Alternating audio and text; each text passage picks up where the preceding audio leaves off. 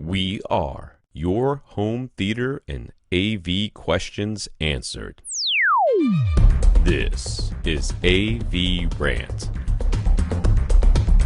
Want your home theater or AV question answered by Tom and Rob? Send it to question@avrant.com. Welcome to another edition of AVRant. I'm Tom Mantry, and I'm here with Rob H. This is AVRant. It's your home theater and AV questions answered. Welcome back, Tom. How was Puerto Rico? It's fantastic. They fry everything. There's okay, how would you like this cooked? We could fry it or we could fry it. Did they have different options of oil in which to fry it? No, not really, man. It's either fried in the pan or deep fried. It's kind of the options. It was great. It was great. Awesome. Family had a great time. It was somewhat embarrassing. The place with the Airbnb that we rented usually does they host weddings there, so it's this huge property in up in the hills. Now driving up to this place, totally sketchy because apparently Puerto Ricans, especially the ones that live up there in those hills, they're real used to driving on really small roads. Apparently at maximum speed. Okay. They just take their foot off the brake and go down as fast as possible. And they expect everybody to get, they're going to get to the side, you're going to get to the side, everybody's going to get to the side. Yeah. So that was terrifying. Not the place to split lanes on a motorcycle? Dude, there were some people on motorcycles, and I was like, I'm glad I saw you now and not afterwards, because you're going to be super dead.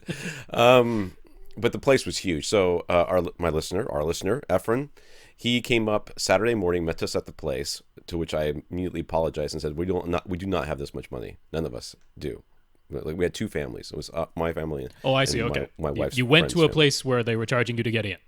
Yes. Well, we went to this Airbnb. He met us there. Oh, okay. And I'm walking him around. I'm like, it's ridiculously large. We don't have this much money. The gorgeous views. You could see the whole rainforest. You could see the ocean. It was amazing. Is that where you took the picture? I'll show that picture once again. The picture you sent in that is our good friend Efren there, and the two of you wishing that I was there. That is us that was after we went to the beach. So he came, then we went to the beach, and then he took me to some food stalls, which apparently is a real big thing there. Okay. Which is where I learned that you could have deep fried everything. Mm-hmm. And we had some amazing food, and then we took a selfie and sent it to you. So, yeah. It's a lot of fun. Cool. It was a lot of fun. We were there for 8 days. Went through a rainforest, saw the Arecibo Observatory. It's the largest radio telescope in the world, I think, or it was until recently. And then that's the place that James Bond blew up in GoldenEye. Right. Okay. So it was pretty cool. I mean, it was pretty awesome. It's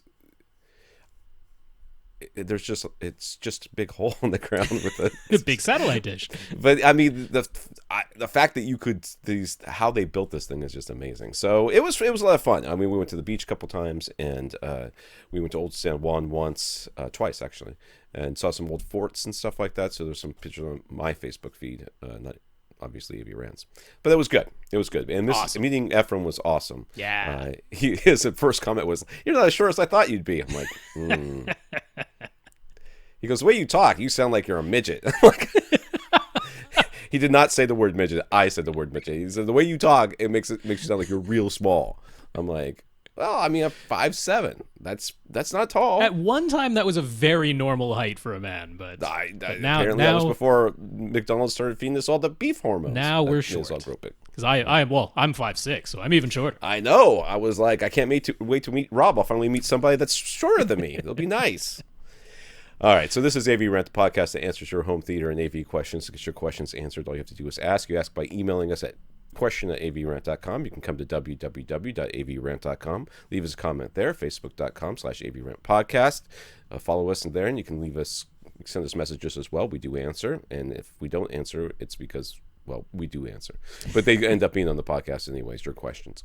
youtube.com/avrant, where you can be the lone person. I guess you could upvote to balance out that one dude. People are upvoting. Well, I'll just say it right now. Thanks once again to Lee Overstreet for filling in last week. Thanks very much while Tom was away. And we noted that even while Tom was away, we still got the one down vote. So it's not you, Tom. That guy's not. It must be me. It's still me. He's just not watching the videos anymore. Well, see, at some point we will have to test. We'll have to test the theory because it'll have to be like you and somebody else. I'll have to go for away a week, and if we don't get any downvotes, then we'll know it's specifically me. Yeah, it's not you. it's. I still blame myself. You can email us directly, rob@avrant.com. His Twitter is @FirstReflect. I'm Tom at avrant.com. My Twitter is @avrant_Tom. It is true, though, if you do message me or at me or something like that, I will still get that. I just generally don't post on Twitter anymore. But I did spend some time looking at Twitter recently. And I was like, wow, you people are super angry. I'm like, whoa. Twitter is not the place to... It wasn't. I remember I used to use this for news. Like, this is how I got my news. Now, this is how the people just vent. They do. So. All right, we want to thank our listeners of the week. To become a listener of the week, all you have to do is support the podcast in some way. One way you can do that is going to www.avrant.com and clicking on the Buy Us a Cup of Coffee link. You do that, you get to a PayPal donation site where PayPal you can transfer directly from PayPal to PayPal, which is great, or you can use your credit card. PayPal takes care of all that. And our listener, Chad, did that this week, so thank you, Chad. Yes, thank you, Chad. We appreciate the support. That money goes into our coffers to help pay for things. Not trips to Puerto Rico, which was not paid for by AVRant money, but stuff, hosting fees and stuff. We also want to thank our 60 patrons over at Patreon.com. Patreon is a service where you can sign up to support artists or content creators. Monthly, a donation will be taken from your account and given to us. The minimum, I believe, is $1 a month. The maximum is $1 billion. Yep. Even more. Who knows? I don't think there's a limit. But yes, thank you very much to our 60 patrons. That's patreon.com/AVRant podcast. And see, you were away and our number went down. So you can't leave, Tom. That's the problem. Oh. Okay. I know you probably number went down because I never posted last week's podcast. that is, well, as we're saying this live, that is true. By the time you hear this, it probably won't be true. Well, hopefully.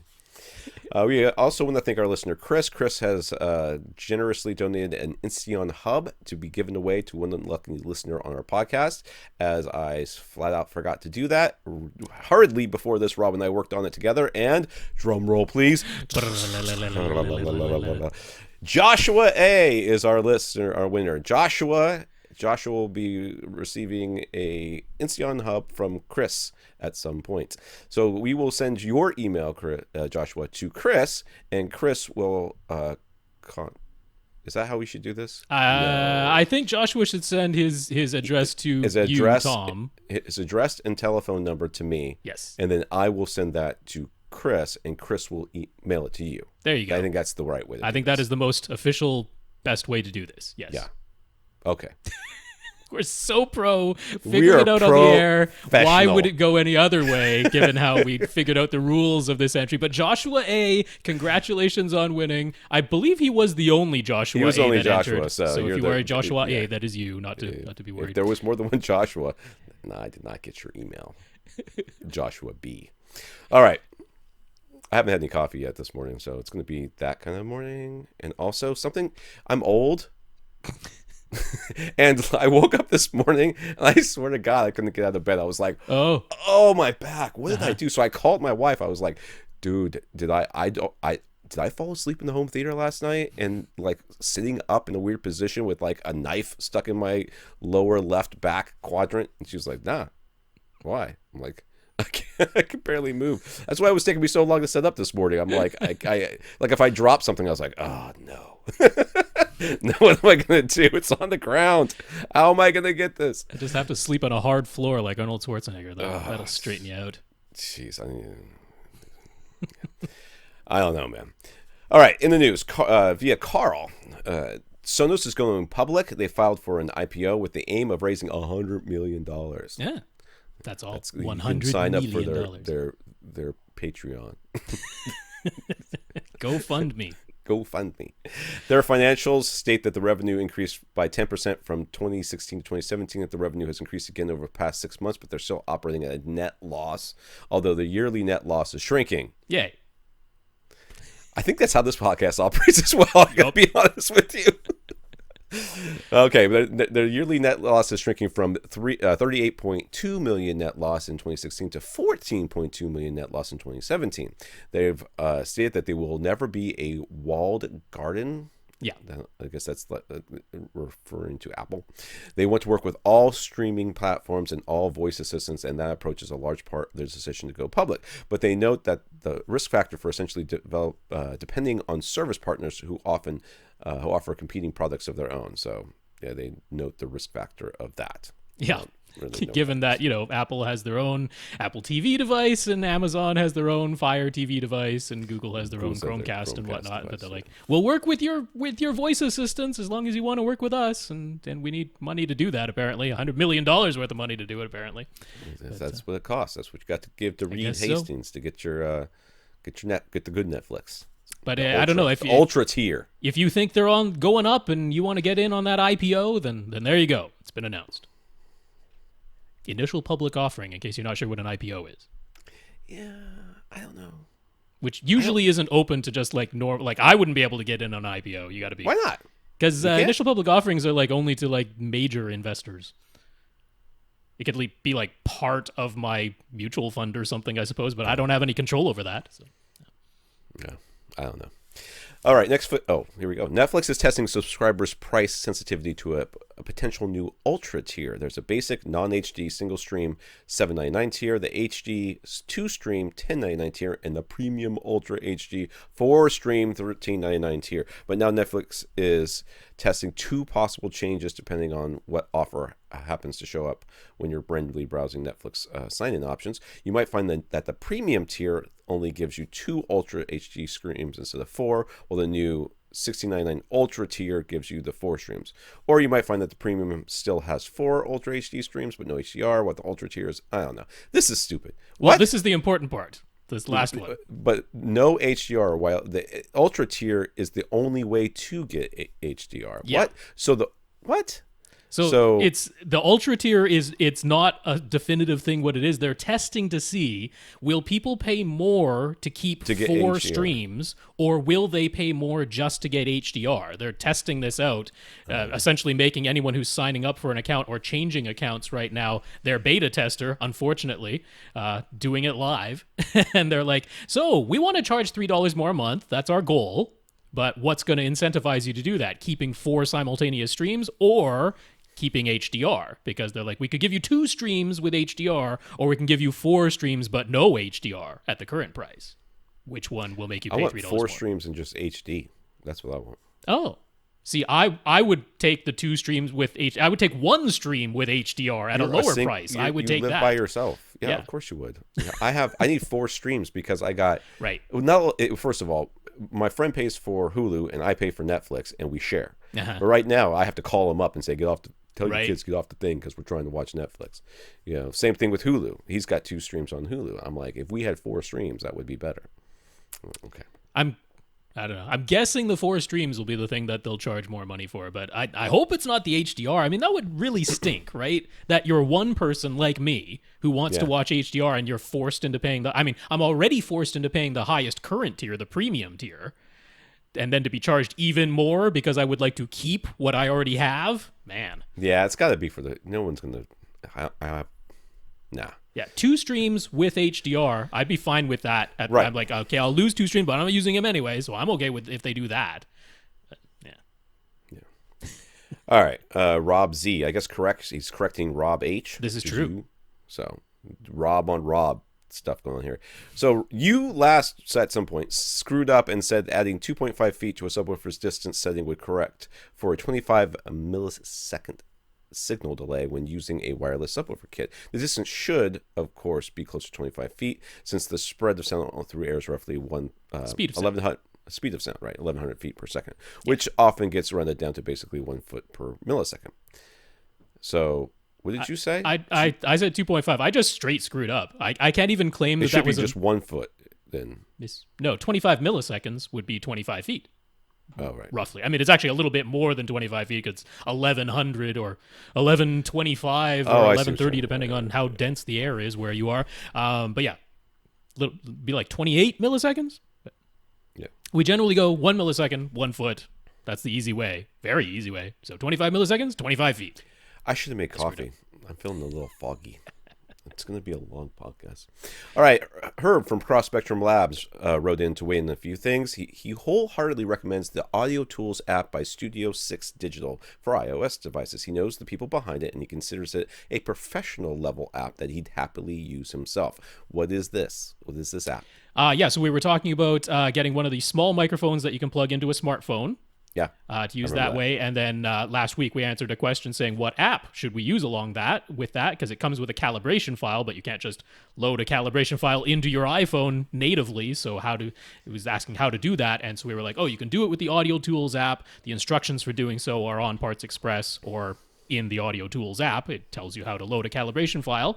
Sure. And then Herb is just saying that's a really good app. So he gives it a hearty thumbs up. Good. That's good. Mm-hmm. For Nick B, who wants to use multiple iPhones and iPads along with multiple measurement mics to view the response at multiple seats simultaneously, Herb agrees that the much less expensive Dayton IMM6 mics are perfectly serviceable, especially for the price, versus the mic or the Mic W. MICW, whatever, I436 that Cross Spectrum calibrates and sells. He says the I436 costs what it does, $130, because it's meant to ANSI Class 2 specification that's targeted at professional applications like OSHA compliance or noise ordinance compliance in court. It's overkill for audio enthusiasts. So to just see if your frequency response is uniform from seat to seat, spend less and go with the Dayton IMM6 mics. There you go. So this is Herb himself saying, don't buy what we sell. It's overkill for what you need. Here's a much cheaper option that's completely fine for what you want to do. That was kind of my advice too. And once again, we love Cross Spectrum Labs, and here's a reason why, because they're going to tell you to not spend $600 on mics when you can get it for like $100. There you go. It's great. Lee asked if Fletcher-Munson equal loudness curves have been updated since they were originally published in 1933. Herb says they have many times, and the current standard for equal loudness curves is published as ISO 226, I guess, in 2003. So 226. colon 2003. That's like subsection 2003, I guess. Oh, so is that what it is? It's not like the date that it came out? Nope. It's ISO 226:2003. If you want to look it up, that's the current equal loudness curves that they use. Lastly, Cross Spectrum Labs is fully back up and running after some inventory supply chain issues and changes behind the scenes. So that's now been sorted out. Mm-hmm. So it's a good time to order calibrated microphones if anybody has been waiting. So that's good to know because we knew that he was out for a while. That's right. Knowing that he's back in stock is good. Yes. So that's more for us than anybody else. All right, let's get to these questions. And I don't know what's wrong with my voice. Oh. I apparently am sick. I think I'm sick. Oh. I think I'm getting sick. Hope not. All right. It's very common after coming back from a vacation, though. It is. And not only that, there was the other family we were with, one of their kids was sick the whole time. He had like a low-level cold the whole time. And the dad started getting sick on the plane on the way back, started feeling bad. So I figured I'm getting it. But the reason I didn't do the podcast, the reason the podcast is late, is because when we got back, we immediately started shopping for cars. So, because I needed my car, so I traded it in. I bought a car last night at like 7 p.m. So we spent all weekend doing this. Wow. But I traded in my 2003 Honda Pilot. It had 261,702 miles on it. Mm-hmm. So that car was amazing, and it was sad to see it go, but it needed about $1,000 in repairs, and I'm like, yeah, you're not worth $1,000, Haas. You gotta go. So I got a new car, and that's why I've been lax. But back on track. I'll be getting that podcast out any day now, very soon, I hope. All right, Damien. First up, Damien wants to make it clear how happy he is that his wife is very much on board with having a home theater. You're a lucky man, sir. He might have joked about trying to sneak new speakers into their current setup without her noticing, but it's actually his wife who introduced Damien to her sister, who works at Magnolia Hi-Fi, and that's how he ended up with his current Andrew Jones speakers. It's like your wife's sister knows what she's talking about. And if she's single, I got like a whole audience full of people that's looking for her. And now that he's ended up with his current Andrew Jones speaker, so we were corrected that he's toying with the idea of buying new stuff now because the funds will likely be very tight after they found and bought a new house. But his wife wants a dedicated basement home theater as much as he does. She's only shown him listings that include a space that might work as a theater, and she's passed on any listings that don't. So things are all good. That's awesome. All right. That being said, we still have to know how big your home theater is before we let you buy speakers, but this is going to happen. Damien and his family get all of their content via streaming now. They've cut the cord, but he's wondering if there's one streaming box that can do it all. He's got a 3rd-gen Apple TV and a sizable iTunes movie collection, so he's leaning towards an Apple TV 4K. Now that Apple has said Atmos will be added in the next TV OS update, and since it already supports Dolby Vision, that seems like a top choice, right? Any reason to get an NVIDIA Shield or some other device like a Roku Ultra or Amazon Fire TV instead? ? No, I think that the Apple TV is kind of the top streaming box right now, right? Is it the one that does it all pretty much? It's the one that I would definitely look to first, and I would only opt for something else for some very specific reason. Yeah. So there's one instance, which is if the thing that you watch the most is YouTube in 4K. Unfortunately, Apple and Google still fight each other, and Apple is like, we're not using VP9 no matter how much people use it, the codec that Google uses to upload 4K videos to YouTube. So the Apple TV doesn't support VP9, the video codec, and therefore you cannot watch YouTube in 4K on the Apple TV 4K.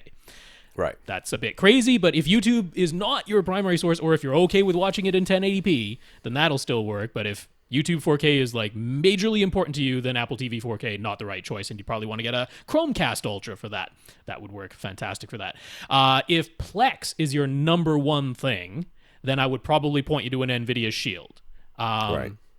So none of these other stream boxes can act as a Plex server. The NVIDIA Shield can be a Plex server, which is unique to that box, but also as a Plex player, the NVIDIA Shield almost certainly does the best job. It switches between the 24 hertz and the 60 hertz. It can do HDR. It can output full lossless Dolby True HD and Atmos and lossless DTS HD Master Audio and DTS-X from Ultra HD Blu-rays that you might have backed up as MKV files. Whereas the Apple TV 4K, now they're saying it's going to get Atmos support, but I'm pretty sure it's going to be the Dolby Digital Plus streaming version of Atmos and not lossless audio pass-through. They have never mentioned lossless audio pass-through. They've never even mentioned DTS, even in passing. So I don't think that's going to be the top choice for a Plex box. But other than that, I mean, I guess if there's a service that Roku has that nobody else has, because Roku has everything, like really niche stuff that other boxes don't have. So you can make an argument for any of these other boxes, but if the default is I want the major services, I'm okay with YouTube being limited to 1080p, that I would point you to an Apple TV 4K, especially if you have an iTunes library already, because no other box does iTunes. So I think Apple TV 4K is the right choice for Damien. All right. That's what I would have thought too. On the streaming boxes, are any of the audio and video formats locked together? For example, can you get an Atmos audio with a 1080p SDR stream, or is Atmos always locked to only Dolby Vision stream or something like that? I actually don't know, but I would think that the Atmos would be locked to the Ultra stream or whatever it is. But it's going to. I mean, if your bandwidth drops, it's going to scale the video down, right? I mean, it has to. Yeah. So if you take Netflix for example, if you want to listen to Atmos, you do have to have what is presently the highest tier, the premium tier, that gives you access to Ultra HD streams. You can't get Atmos without having that tier. In Vudu, you do have to have the 4K version of the movie in Vudu to get the Atmos audio. And people have complained about this because a lot of times you'll get a disc, and when you redeem the code, it only gives you the HDX version, the 1080p version, not the 4K version. And without the 4K version, you don't get the Atmos audio. So it's not tied to Dolby Vision. It's not tied to that, but it does tend to be tied to the 4K Ultra HD version of the video. If you have the ultra tier Netflix and you can get the 4K streams or whatever, and you don't have a 4K TV, you can still get the Atmos. It's just Yeah, because you can do it on an Xbox One and an Xbox like the original Xbox One, not the S or the X. And the Xbox One original can't do 4K, but it can do Atmos from Netflix as long as you are subscribing to the highest tier. I'm gonna have to bump my tier. I did not realize that. Thank you. Well, there's very little Atmos content on Netflix, so I don't know if it'd be entirely worth it to you. I also get 4 streams, though, if I do that. Right? That you also get 4 streams. That's right. Yeah, that would be better. So is a Harmony Elite totally worthwhile? He used to have a small number of devices, so he isn't really looking at universal remotes before. But now he has, excuse me, now the number of devices in his system is growing. So what advice do we have to offer when it comes to Harmony or other universal remotes? All right, so I've done everything. I've taken the remote that you've got with your receiver, and I've programmed in all the other stuff so your receiver remote can control everything. I've had standalone Harmony remotes that you can program macros on, but you don't plug it into your computer, do all that stuff. You just do it by hand. I've had the standalone remotes where it's IR, but you plug it into your computer and you can do things a little bit easier. And of course I've got the Harmony. I don't know what I have. Elite. It's something like that. It's like the Elite with a hub and everything else.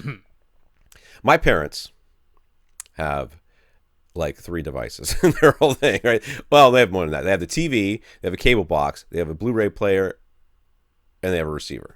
Okay. That's every device that they have. And they bought a Harmony Elite because they came here, they're like, it is so easy.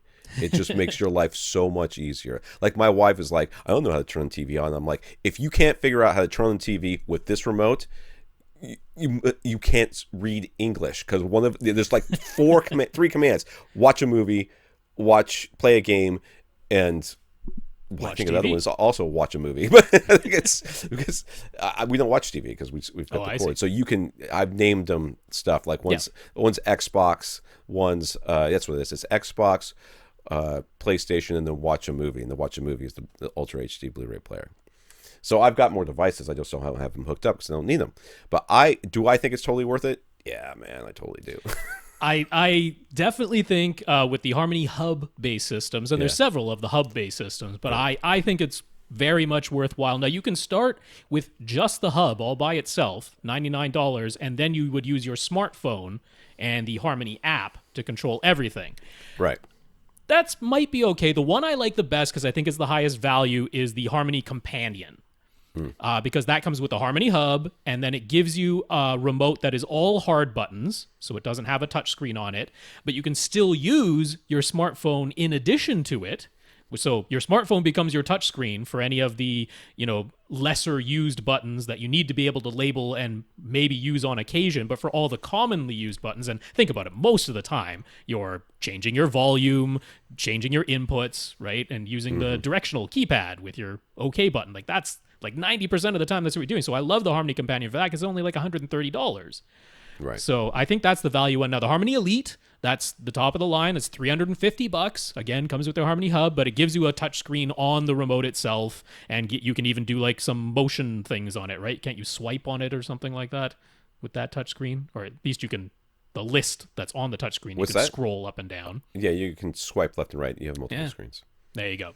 So, it's the fancy remote, but if you want the touchscreen built into the remote, then it is. I think what really comes down, it is the fancy remote. And the nice thing about Harmony is just it's so easy. Like once it's set up, you do have to invest some time setting it up. The setup is easy too. You tell it which devices you have, and then you tell which input things are plugged into, and then I have never had to adjust the macros. Oh, now other it's people when you want to customize where the buttons are, or maybe what they're called, or something. If you want to really customize it, then that can take a little bit of time. Yeah, you can do it.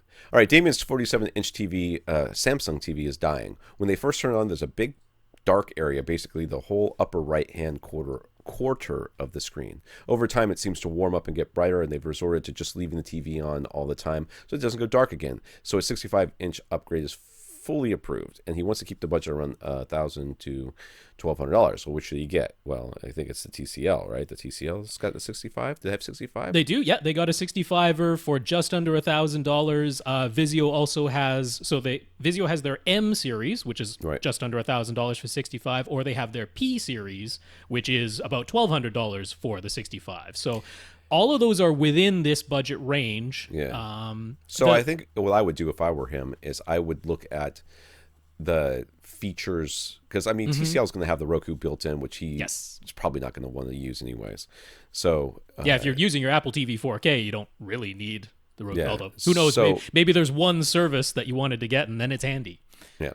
But you could look at that. You could also look at the number of zones of backlight and stuff like that. See if anything in particular strikes you, because all these TVs would be good options. Yeah, I would say the M series. So this is the 2018 M series Vizio is probably the one I would put last place. It has many fewer dimming zones than either the TCL or the Vizio P series.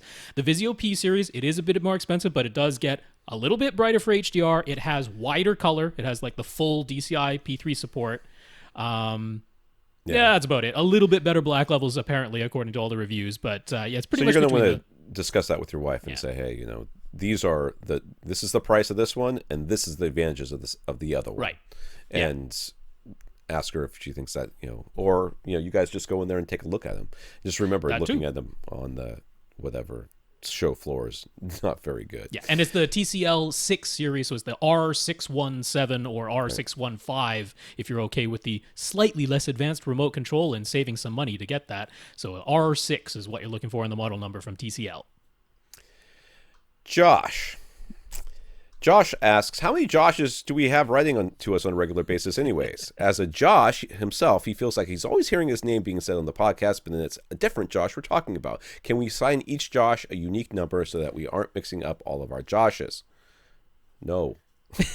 And I'm not giving each person a unique number because I lose track of which Josh I am talking to. I usually try to include the last initial, like, in the question the header, show notes, but we don't always say it out loud. This is true. This is me. I do this. I skip the he puts it on there. This is Josh Z, and I skipped it this time too. I always skip them. It's I just don't feel like it's all that important. You know who we're talking to. You listen. You go, that's not my question. Well, then I'm not talking about you. I'm talking to somebody else.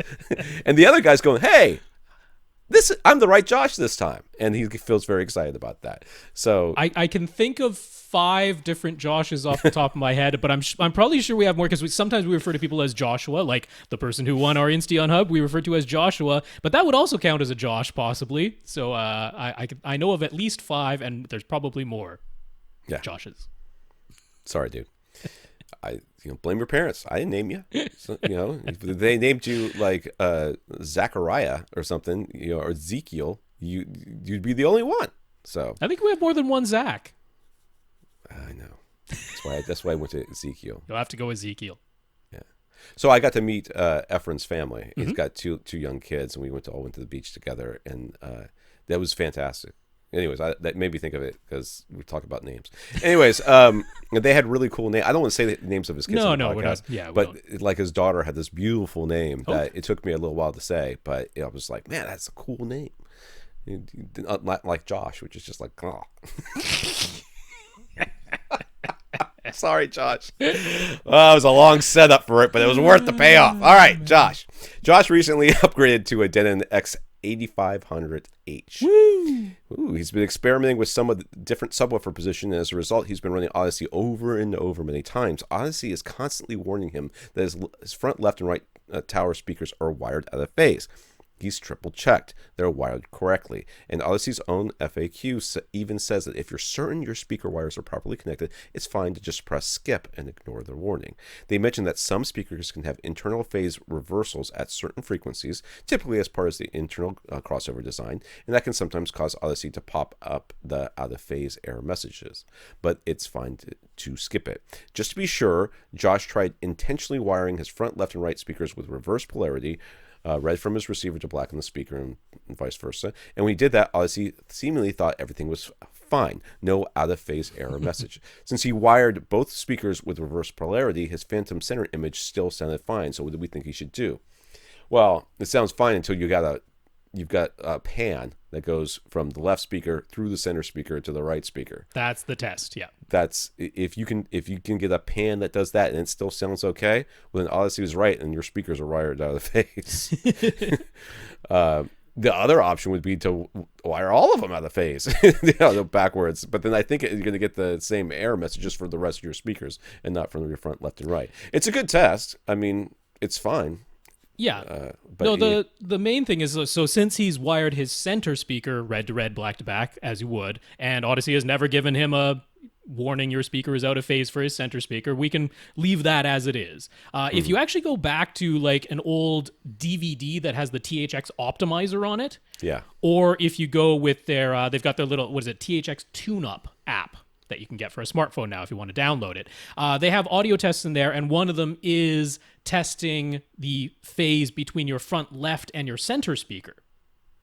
So you could use that because the same stereo imaging will apply. If your front left right. speaker and your center are both in phase together, then you'll get a phantom image directly in the middle of those two speakers, directly between those two speakers. Whereas if one of them is wired out of phase with the other, it'll be this weird diffuse sounding thing and you won't have a locked image that's in between the front left and the center. So as long as you get a phantom image in between your front left and your center, and then you get a phantom center between your front left and your front right, whatever polarity of your wiring gives you that result is correct. And then whatever Audyssey says after that point, you can ignore it. Right. Yeah, that's what you want. All right, Bob in the Philippines. See? Philippines Bob. He's... Josh, where are you from? Maybe that'll help. People do tell us whether I've never included that. I mean, maybe he does. Maybe he's Alaska or something. We'd say, oh. All right, Inuit Josh, we'd call him. Bob went ahead and signed up with a VPN. Remember, Bob was asking if VPNs, if he was going to get like the VPN police were going to come get him. He went with IP Vanish based on recommendations. He's tried many different configurations, and to their credit, IP Vanish customer service responded to his emails promptly and did their best to help him. But no matter what, his bandwidth was being cut down by 95%. Yeah, so that's significant. That's a bit of loss. When you're running like a T1 line, then maybe it's okay to still stream, but everything else is going to not be good. So his 100 megabits per second from his ISP became 5 through the VPN. Not enough to make streaming from US Netflix viable, so with regret, he canceled his service.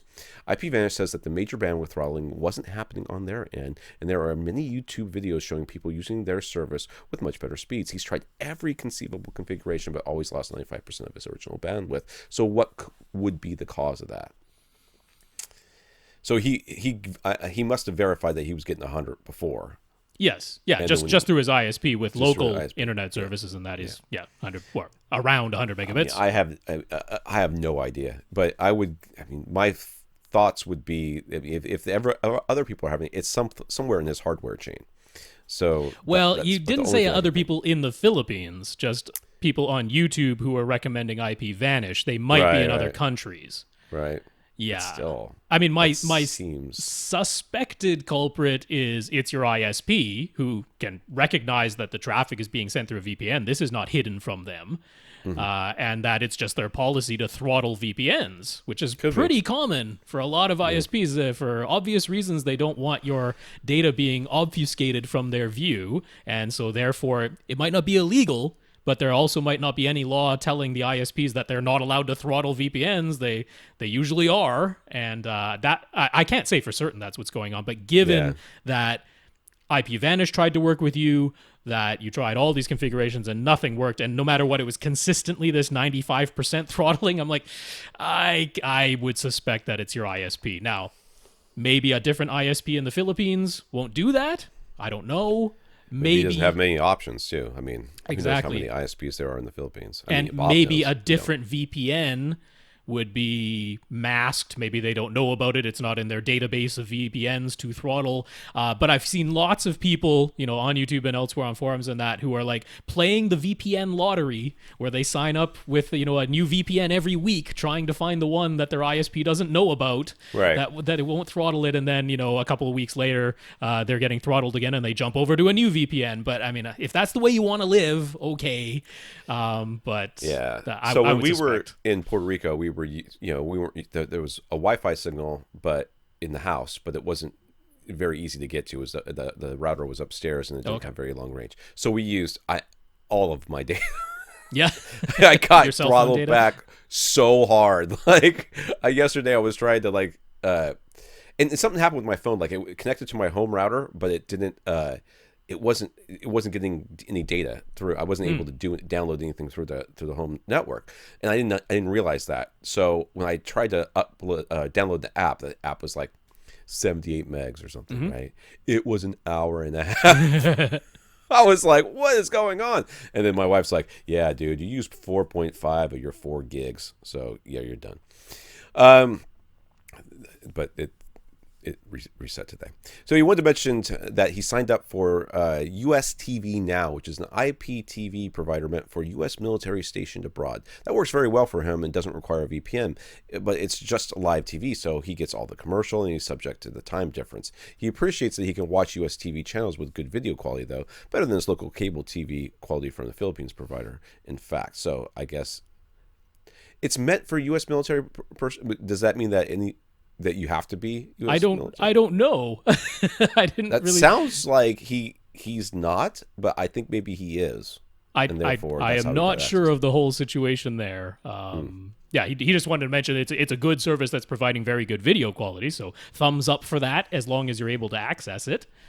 Worth looking into, I suppose. But yeah, I'm not sure what restrictions there might be, or whether Bob is U.S. military or former U.S. military, or what the situation is. But in any case, the service works.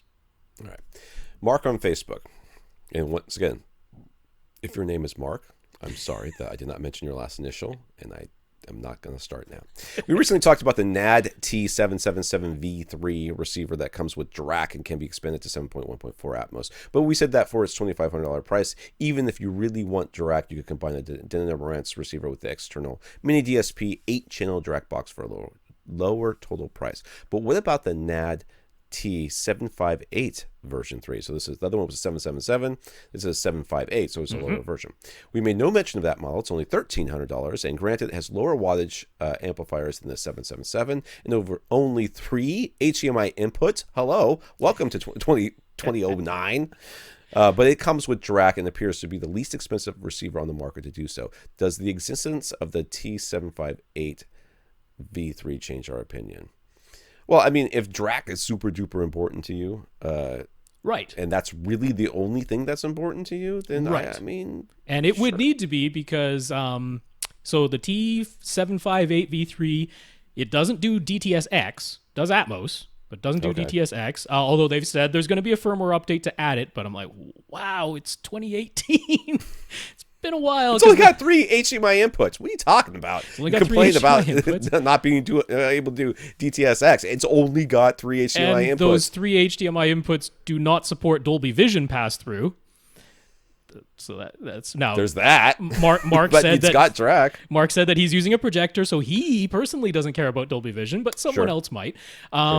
So, okay, if DRAC is your top priority and you don't care about DTSX, and maybe it'll come, but hopefully. So Atmos, it can expand to 7.1.4. It's got this kind of interesting back panel, because it was very confusing. At first, I was like, I don't think this does 7.1.4. It does have 2 pairs of extra pre-outs over on its left-hand side if you're looking at its back, and those are the height 1 and the height 2 pre-outs, because otherwise it's got 7.1 regular pre-outs. So then there was a review that was like, yeah, this can be expanded to 5.1.4, but not 7.1.4, and then there was another review was like, no, I can do 7.1.4. So very confusing. The manual is no help. But there are some people on AVS Forum who actually own the thing and have made it use 7.1.4. So I'm like, okay, seems to do 7.1.4. Clear as mud. But yes, what is very clear is has 7 amplifiers built in. They're 60 watts per channel. That's all fine. Yeah, it's fine. So yeah, if this fits your needs, $1,300, that's an okay price. DRAC is your number one priority. You're not going to be able to get a separate receiver and add the DRAC box plus external amps, because you would need external amps on the other end of that DRAC box. So there you go. It doesn't entirely change my opinion to like raw, everybody get the T758, because there's several circumstances where it doesn't have a feature that I would be wanting to have. Yeah. Or I might want more than 3 HDMI inputs. But if it suits your needs, I'm certainly not going to say no to it. Yeah. I guess, I'm looking at my setup. I've only got 3 HDMI devices, but I've got so many boxes that I don't have plugged in that I could be using for things. All right, Rick. Rick has a basement home theater that is roughly 18 feet wide, 23 feet long, and 8 feet high with a drop tile ceiling and 2 rows of seats. On the video side, he's using a BenQ HT2050 projector with a 128-inch silver ticket screen. And on the audio side, he's using a Denon X2100W receiver with Ascend Acoustics SE Series speakers and SVS PC-12 NSD sub in a 5.1 configuration. He's got a budget of around $1,000 that he'd like to put towards an upgrade, and he has 2 main ideas in mind. He could add a second subwoofer to his system, or he could upgrade his receiver and expand to 5.1.4 Atmos. Which option will we say is the better upgrade? 2 subs. Done. I am in agreement. Particularly, you've got these 2 rows of seats, so you got a large seating area. I think the first thing to do is to get the dual subwoofers. I am in agreement with that. I think that will make the larger, more noticeable difference. And I think I'll be very pleased with the results once you have those 2 subs for sure. I mean, I think as an audible and noticeable difference, that will be more audible and more. At first, it won't be. It should be like, it seems like there's less bass in here. And all of a sudden there'll be a lot more bass than you're used to. It'll be more even. Yep. If you were to go for the Atmos upgrade, would a Denon X4400H from Accessories for Less be the best receiver choice? If he's going to do Atmos, he wants 4 overhead speakers, so a model that can do 5.1.4 is the bare minimum. Can't the X3400 do that as well? Nope. That tops out at 7 speakers max. It cannot be expanded beyond that. I thought it was 7.1.2. Okay. Nope. Then I guess this would be the one. Unless you get a Marantz. There might be a Marantz. The Marantz would be the alternative. So right now, as we're speaking, and this might be different by the time you hear this, because stock levels do change quite rapidly, but over at Accessories for Less, they have some stock, and thank you to Damien, by the way, for alerting me about this on Twitter, but they have some stock of SR6011 units, which would be equivalent in features to the X4300H, except that there is no way to add Oro 3D to the SR6011. Oh no! Don't think that's too big a deal. And the one feature that a lot of people do care about, though, is the front panel display, where the SR6011 only has the little porthole display that shows you what input and your volume level and nothing else. It has no other front panel display. But that's at $700 right now, right this moment while you're hearing this. It might be different by the time you hear this if you're listening to the audio-only version. But $700 for the SR6011, that is the lowest price I've seen for a model that can do 7.1.4. It can do 5.1.4 out of the box, or 5.2.4 out of the box, and then if you add an external 2-channel amp or more, it can do 7. Now, they do have the SR6012, which, of course, is the next model year. That's equivalent to the X4400H. That one can do Oro 3D if you want to add it to it. And the SR6012 has HEOS built in as well. The 6011 does not have HEOS built in, so that's one other feature. But they've got that one for $850 right now.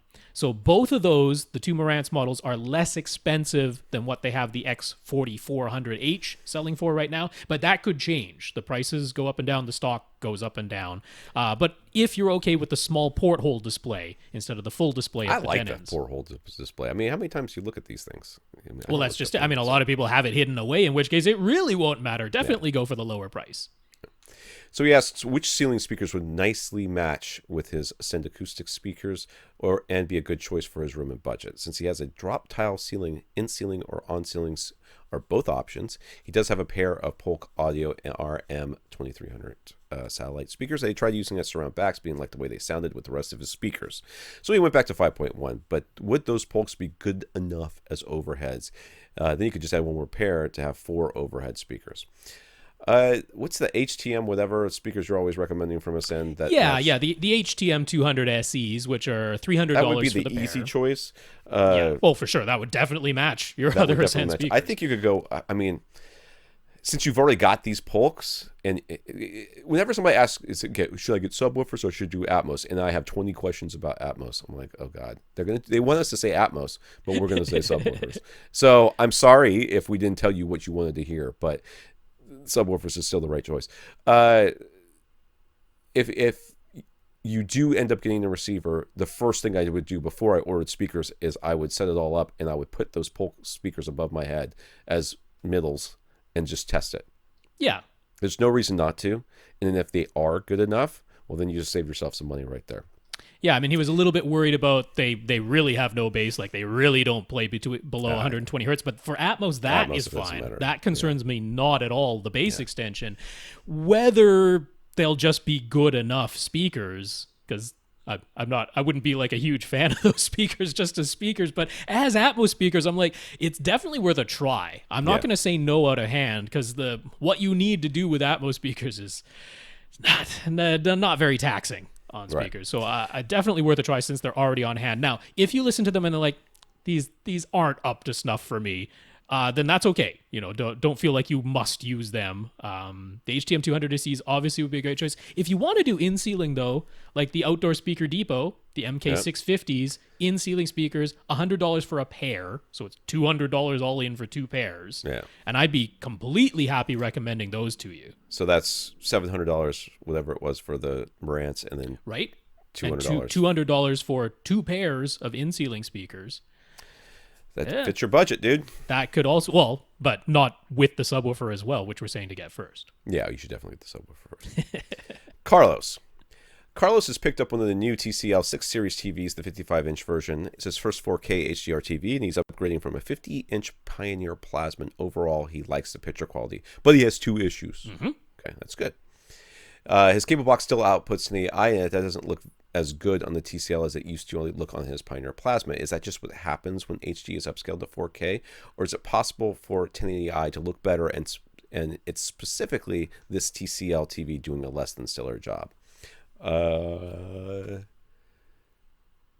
I don't know. The scaling from 1080i to 4K is not exactly the hardest thing in the world. The scaling isn't hard, but we are talking about deinterlacing. Yeah. It could be messing up the deinterlacing. But... Yep. Well, because Artings even did the whole thing where they test, but they only test scaling. They send in progressive scan signals. So 1080p being upscaled to 4K, they're like, yeah, that looks sharp, that looks good, and it should. You know what I would because your box, if it puts out 1080i, it can certainly put out 720p. It's usually 720p, right? Yeah. Try 720p and see what that looks like. If that looks a lot better, then it's a deinterlacing. Because I have heard in a few places that the deinterlacing is not so great, and that's kind of to be expected with a lower price television. They skimp somewhere, and it's very common to skimp on the deinterlacer because we're not using it a whole lot anymore. If that's the case, then you could get I don't know how you're going to find it, but you could get an Oppo player and use the scaler. Well, I was thinking even an AV receiver.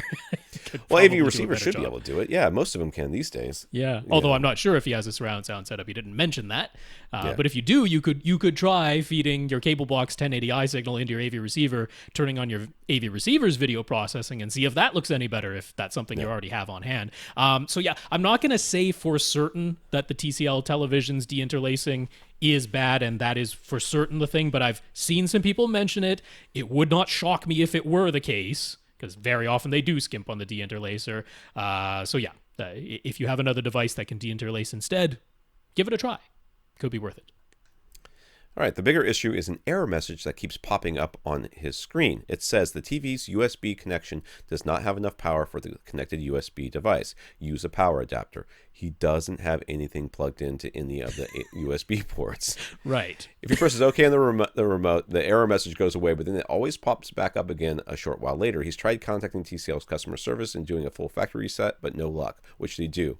I would straight up turn that TV. Yeah, that's an exchange. That is an exchange. Yep. That's going back, because that's something that, like, something seriously wrong with the hardware. Like, there's something being sensed there that's not there, and either the programming or some weirdness is going on with the chips. Nah, you gotta get rid of that thing. There's a little short circuit in the wires or something is what it definitely sounds like it might be. No, that's a hardware issue. I imagine there's just something wrong with one or more of the USB ports on that particular unit. I would absolutely exchange that thing. If for some reason some places only do 14 days where they'll take it back or whatever, that should definitely be repairable under warranty. Like, this is a recent purchase. No way you're past the 1-year warranty yet. So yeah, that's a hardware issue. All right, Adriano, I bet he knows who we're talking to. He's like, oh, it's me, because we got one of those. Adriano's friend in Australia wants to get a new 55-inch TV. His friend's room is a large open concept space with lots of natural light, but his friend is still leaning OLED because he just loves the perfect black levels and superb contrast. The LG B7 and the Panasonic EZ950 OLEDs are both about the same price in Australia. Do we have any comments about going with one of those over the other?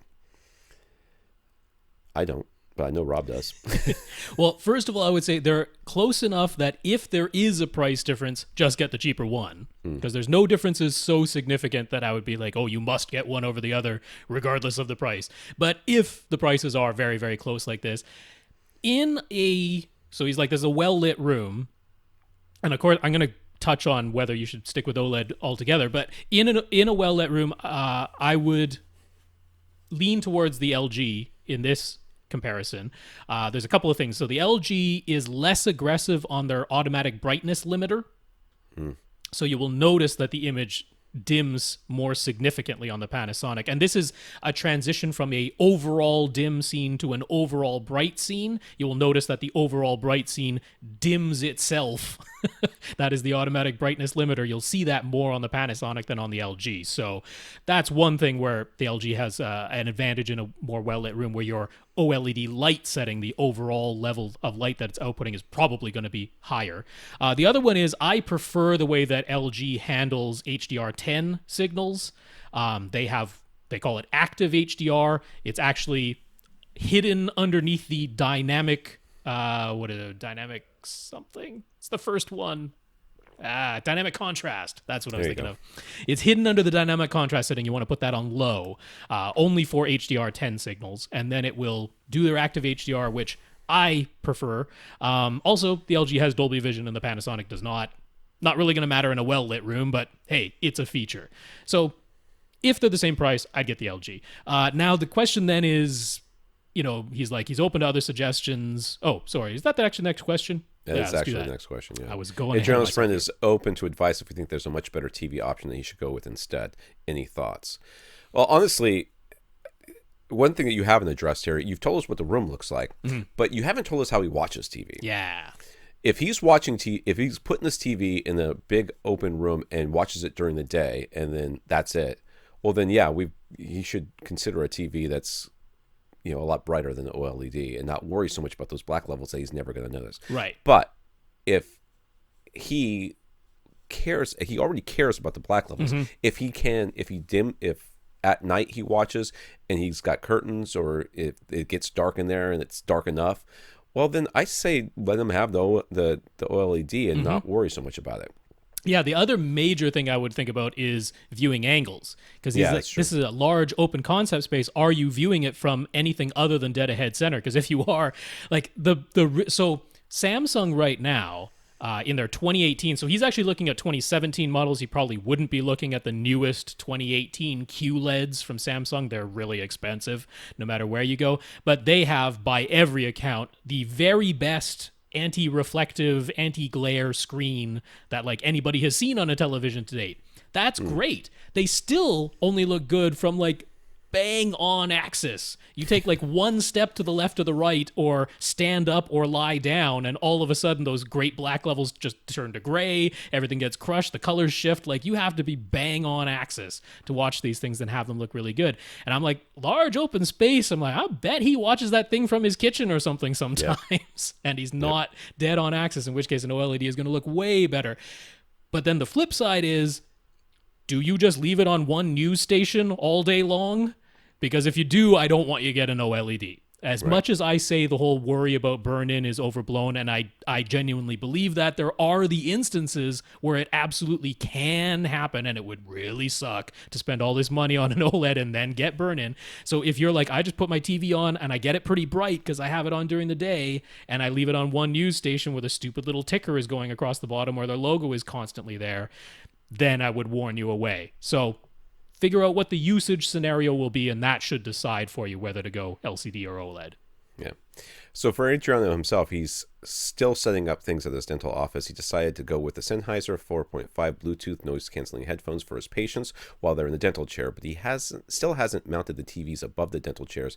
He'll be installing 4 TVs in total. He found a Sony TV that advertises being able to connect directly with Bluetooth headphones without needing an external adapter, but that model doesn't come in the smaller 32-inch screen size that he'd like to install. He's a bit concerned that if he adds external Bluetooth transmitters, he need to keep them within easy reach in case they need to be repaired with the headphones or be turned on and off manually. His whole goal is to avoid wires hanging down. So can we recommend any 32-inch TV models that have Bluetooth headphone connections built in, or is there a good way to use an external Bluetooth transmitter without having any wires hanging down from the TV? Dude, I'm straight up tell you, I did not look at these questions, and I would have found an answer for this one, but I do not have one because I did not have time to look at this. I don't have a 32-inch model that I know for sure works with Bluetooth headphones just natively. Just has that built in. Now, that's a feature that might be there. There's a lot of TVs that say they have Bluetooth connections, but it's usually not specified that it's for headphones, which does, it needs to be for headphones. Right. Like, just a Bluetooth connection might be, that's how it connects to your smartphone, or how it accepts a signal, not sends a signal. Yeah, you can send a signal in via Bluetooth, but not necessarily send one out to headphones, and that's really unclear, unfortunately. I'm glad that Sony actually advertised that on one of their TVs, but it's not a feature that you can take for granted at all. It's that's a specific thing, is Bluetooth out. See, I mean, most Bluetooth adapters, what they are is they have some sort of RCA usually input that goes, not RCA, the red and white, into the back of the TV, right? RCA. And so what you would do in this case, what I would do if I were you, is I would wire up the Bluetooth receiver. I'd buy an aftermarket one. I'd wire that up so that it was the receiver was close, was on a wall someplace or something like that, or someplace accessible. And then dude, seriously, do not put it inside of a cabinet. Okay. Yeah. Okay. Don't put the Bluetooth transmitter inside a cabinet. Solid things. And then I would run wires up to the TV so that you're right. I don't think that you should have any hanging wires from there. I see. So have the Bluetooth transmitter on the wall and then run its cables up the wall and across the ceiling. Yeah, I'm sure he's got a drop ceiling. I mean, this is a doctor's office, so you would put it up into the ceiling and then run it to the back of the TV, and that way your thing's in the room, where it is, and keep it away from the X-ray machines. Yeah, that's a good call. Yeah, I could certainly back that, and if almost all of them will take an optical Atos link as well, and then those cables are cheap as chips. Exactly, and you're not worried about distances or anything like that with an optical cable. Now there is a Bluetooth transmitter that I will recommend. It's from Avantree. It's their AudioCast. That's the name of the thing. That's the one I got from my parents. It has been rock solid. It has never dropped a connection. It has never failed to connect. As soon as you've established the connection between whatever Bluetooth device you're listening on and this transmitter, it has been rock solid. It has a hard power switch, and it draws its power from a USB connection. So it's very easy to connect its USB power to the television's USB port. And that way, when the TV turns on, this device turns on with it. That has worked flawlessly with my parents' television.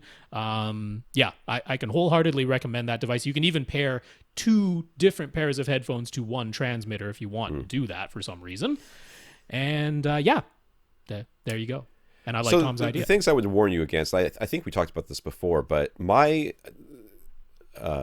Echo is connected to a Bluetooth speaker, which I have up high on this little on this partial wall that just kind of surrounds the refrigerator. It's a little bit higher than the refrigerator, and I've just kind of set it up there so we get music throughout the room. It's connected by Bluetooth, and when you use the microwave, that connection drops. Yep. I mean, it gets all staticky and weird. So whenever you're doing, if there's it's a dental office, you're going to be taking X-rays, so you need to be thinking about that as well. And that I don't know until it happens. I have no idea how that's going to affect the headphones, the connection, the receiver, the transmitter. None of that.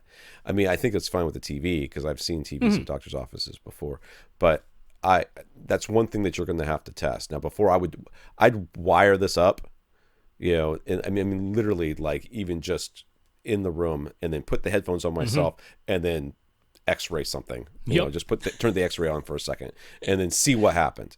And if you want to have a sacrificial one, just in case, you could aim the X-ray at the transmitter, aim the X-ray at the headphones, and then see if they still work afterwards. I would. I mean, I think I would have to do that just to make sure that I knew what I was getting myself into, because, I mean, surely it could do nothing, or something really terrible could happen. Well, if it blows up one pair of headphones, it should be simple enough that it's X-ray time, Mr. or Mrs. Patient X. I'm going to remove these headphones now while we take the X-ray of your mouth, and then you can have them back on. It'd be hilarious. Okay, you got one lead apron for the person, and then you take the headphones and the transmitter, and you put them into like a lead box. Sorry, we have to do this so they explode. I was thinking you just make a lead cowl that they can put over the headphones while they're still on their head. I'm Batman. All right, Dave.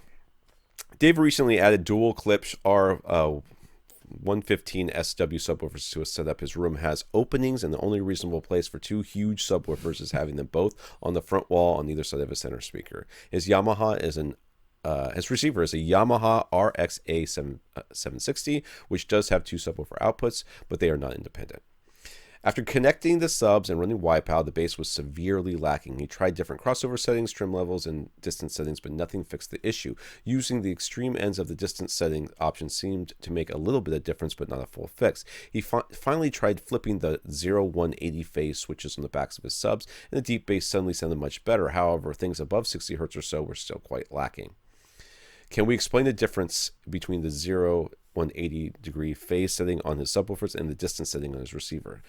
Some home theater sites claim that they do the same thing, but none of the distance settings on his receiver deliver the same dramatic difference as simply flipping the 0-180 degree phase switches. So what's actually happening to the signal in each case? So with the 0-180 phase, okay, which is actually a misnomer. Should be polarity. Polarity, right? So when the subwoofer would be pushing out, it's now going in. That's basically what it does. I mean, and you say, well, that changes the sound. It doesn't. The sound does. The sound is fine. The sound is still going back and forth the same number of times.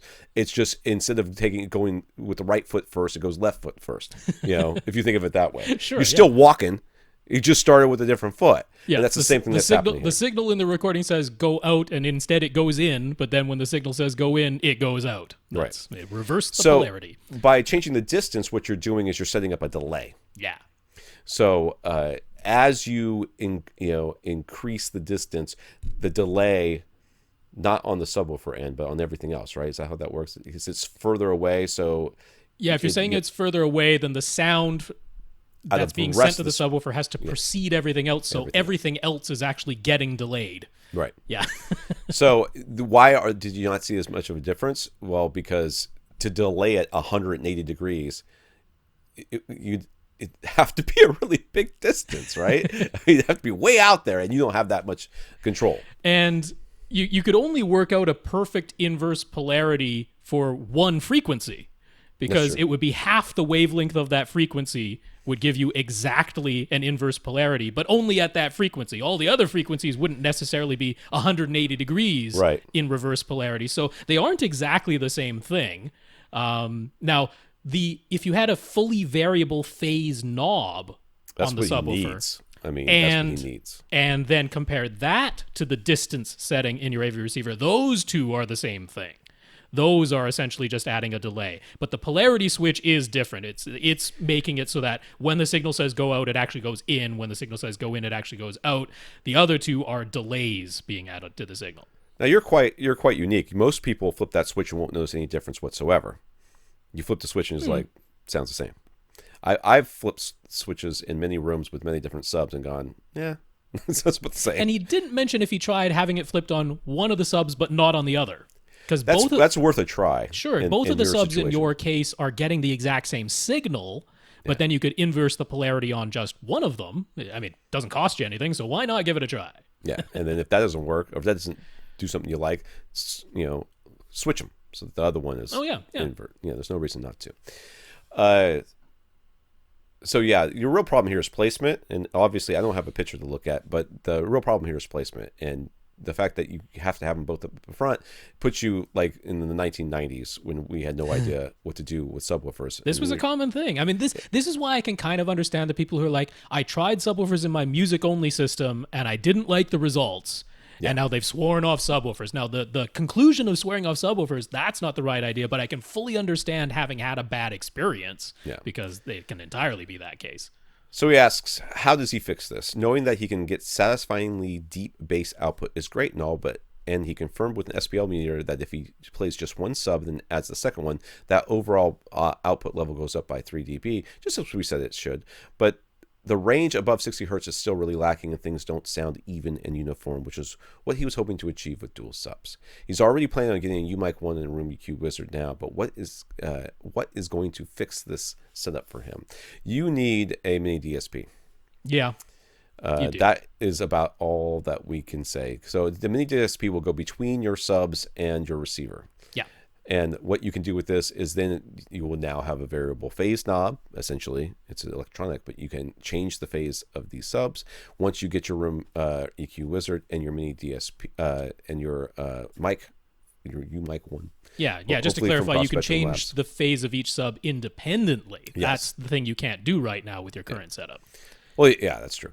Yeah. So, what you're going to want to do is just get that mini DSP and then use Room EQ Wizard to measure your response and then try to fix it as best it can. It's going to be a whole lot of trial and error, but at least it could be done. I will say it's absolutely worth a try since it's free using the multi-sub optimization software, which normally works best if you have 3 or 4 subwoofers, not just 2, because 2 it's still limited in what it can do. But since it's free, give it a try, because if it does work, that saved you a whole bunch of trial and error by using that instead of the trial and error method. Now, the trial and error method, if you're not familiar with it, is you are changing the phase of only one of the subwoofers. You leave one alone, but you change the phase of the second subwoofer little by little, and every time you make a little change, and ideally you would go 3 degrees at a time, so you can picture how long this might take, and every time you make that change, you measure trials, in at least 3 seats, like you measure in all the seats you care about, but at least 3 seats, until you find a result that gives you uniform bass across all of those. It could be a time suck. At 60 individual... Well, 60. It's 180 measurements if you have 3 seats. You're back to 180, but it's 60 trials. Yeah. And then you decide which one you like the best. Sushmet on Twitter, have either of us ever built our own DIY speakers? Nope. I have not. The closest I've done, though, is I had Ascend Acoustics Sierra 1 NRT speakers, and then the Sierra 2s came out, and they offered upgrade kits. And the upgrade kit is you keep the cabinet and you keep the internal stuffing and you keep the binding posts, but everything else gets replaced. So it has 2 drivers, the tweeter and the woofer. You replace the tweeter and the woofer. You replace the crossover that's inside and all the wiring that goes between those drivers and the wiring that goes between the crossover and the binding posts on the back. So that's kind of like putting together a kit. It's, pretty similar to putting together a DIY speaker kit, but I've never put together my own speaker cabinets. I've certainly never designed my own speaker. So, yeah. I've done some assembly required. Have taken apart many speakers. Right. I've taken all the stuff off of them and then put them all back together, and that was for review so that you could see all the drivers and stuff like that. But no, I've built tables. I've built room treatments. I've helped my kids do a bunch of stuff, but I've never. When somebody says, "Have you ever built your own DIY speaker?" I mean, to me, that means you design the crossover and everything else. I'm a million. You might as well ask me if I've ever built an airplane. Just no. If I were to do it, I would absolutely use a mini DSP as an active crossover because I'm not futzing around with all the little capacitors and inductors and resistors to get the. Yeah. I'm like, nope, mini DSP will be my active crossover. I can't solder. Oh, really? No good. I've never. Oh, you can. Anybody can solder. Well, except for Iron Man. Iron Man can't solder. Man, that was some bad soldering technique. I have never soldered before, so until I do, say really over and over again. I dare you, but I've never done it. So it's okay. It's not complicated. It doesn't seem like it, and it seems like something I'd want to do. I own a soldering iron. Unlike Iron Man, you hold the heat to the thing first, and then you apply the solder. You don't dab the heat to the solder. It's not. Oh, man. If only somebody had gone in there and said, Robert Downey Jr., that's not how you solder. You look terrible as Tony Stark. Boschko bought an APC G5 rack-mounted surge protector and power filter. He heard us saying how we recommend plugging high-power subwoofers and amplifiers directly into a wall outlet, which is also what a lot of their manuals recommend. But what about an AV receiver, and what about the APC G5 that he owns? Is it okay to plug his AV receiver into the G5, or would we recommend plugging his AV receiver straight into a wall, or perhaps a different surge protector? I have my receiver plugged into my APC. Okay. I do. And you have the H10 or H15? I don't remember. I'm sorry. Your one is not the battery backup, so I'm pretty sure it's the H type. Oh, it's H15. H15. It's H15. Okay. It's H15. Now, did you plug it into one of the outlets that's labeled high current or high output? Okay. Yeah. So those ones are surge only. Yeah. Oh, actually, we're already answering the last question, but so the G5 from APC. And the G series are their rack mountable ones. But that one is a surge protector and a filter. So it filters out electromagnetic interference and radio frequency interference. But it doesn't do voltage regulation. It's not a battery backup. It does have delayed outlets if you want to press the thing on the front. And then some of the outlets are always on as long as the thing is plugged in. And then the other outlets cycle on, and you can set how long a delay it is by the button press. But that's about the only feature. So this one, they do say it will let the full 15 amps through. It doesn't choke it down to 12 or 10 or something, which a lot of other surge protectors do. So I would be very okay with plugging an AV receiver into the G5. It doesn't have the thing that we're a little bit worried about when plugging amplifiers into power protectors, which is the voltage regulation. Right. Because that's the thing where you sometimes get this weird feedback loop of, give me more power. Oh, you're asking for more power. I better clamp down. Hey, you're clamping down. Give me more power. And they fight with each other like that, and it doesn't go anywhere good. Until the fuses blow on your subwoofer amplifier. Yeah. So yeah, since it doesn't have that, and it does let the full 15 amps through, I'd be very okay with you plugging your AV receiver into that G5. What was the APC surge protector that Rob said he thinks is good for plugging a subwoofer into? It sounds like this one would actually be all right too, right? It would. It's just that it's $228 or some such like that. Well, he's already got it though.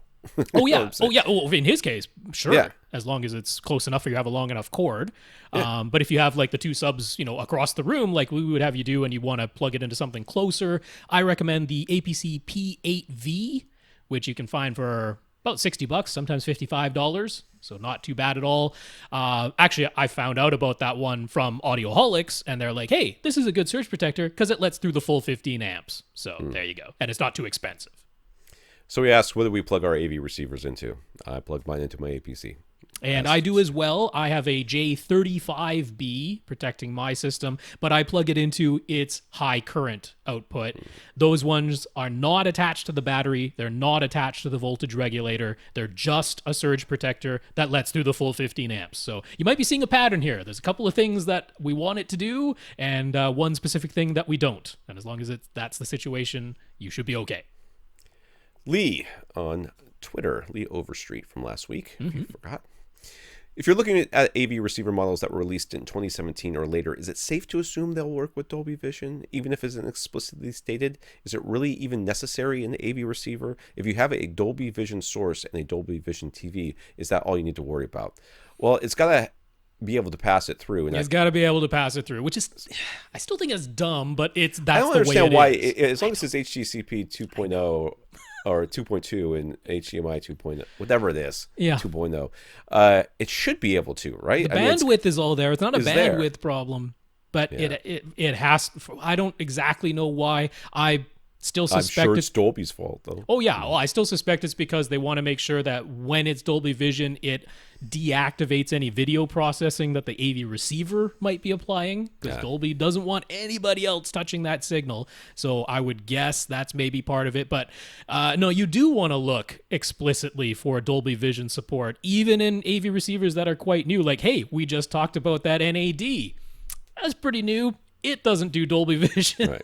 Now, if you're buying from one of the major brands that we recommend all the time, Yamaha, Denon, Marantz, Onkyo, Pioneer, you're almost certainly going to be fine.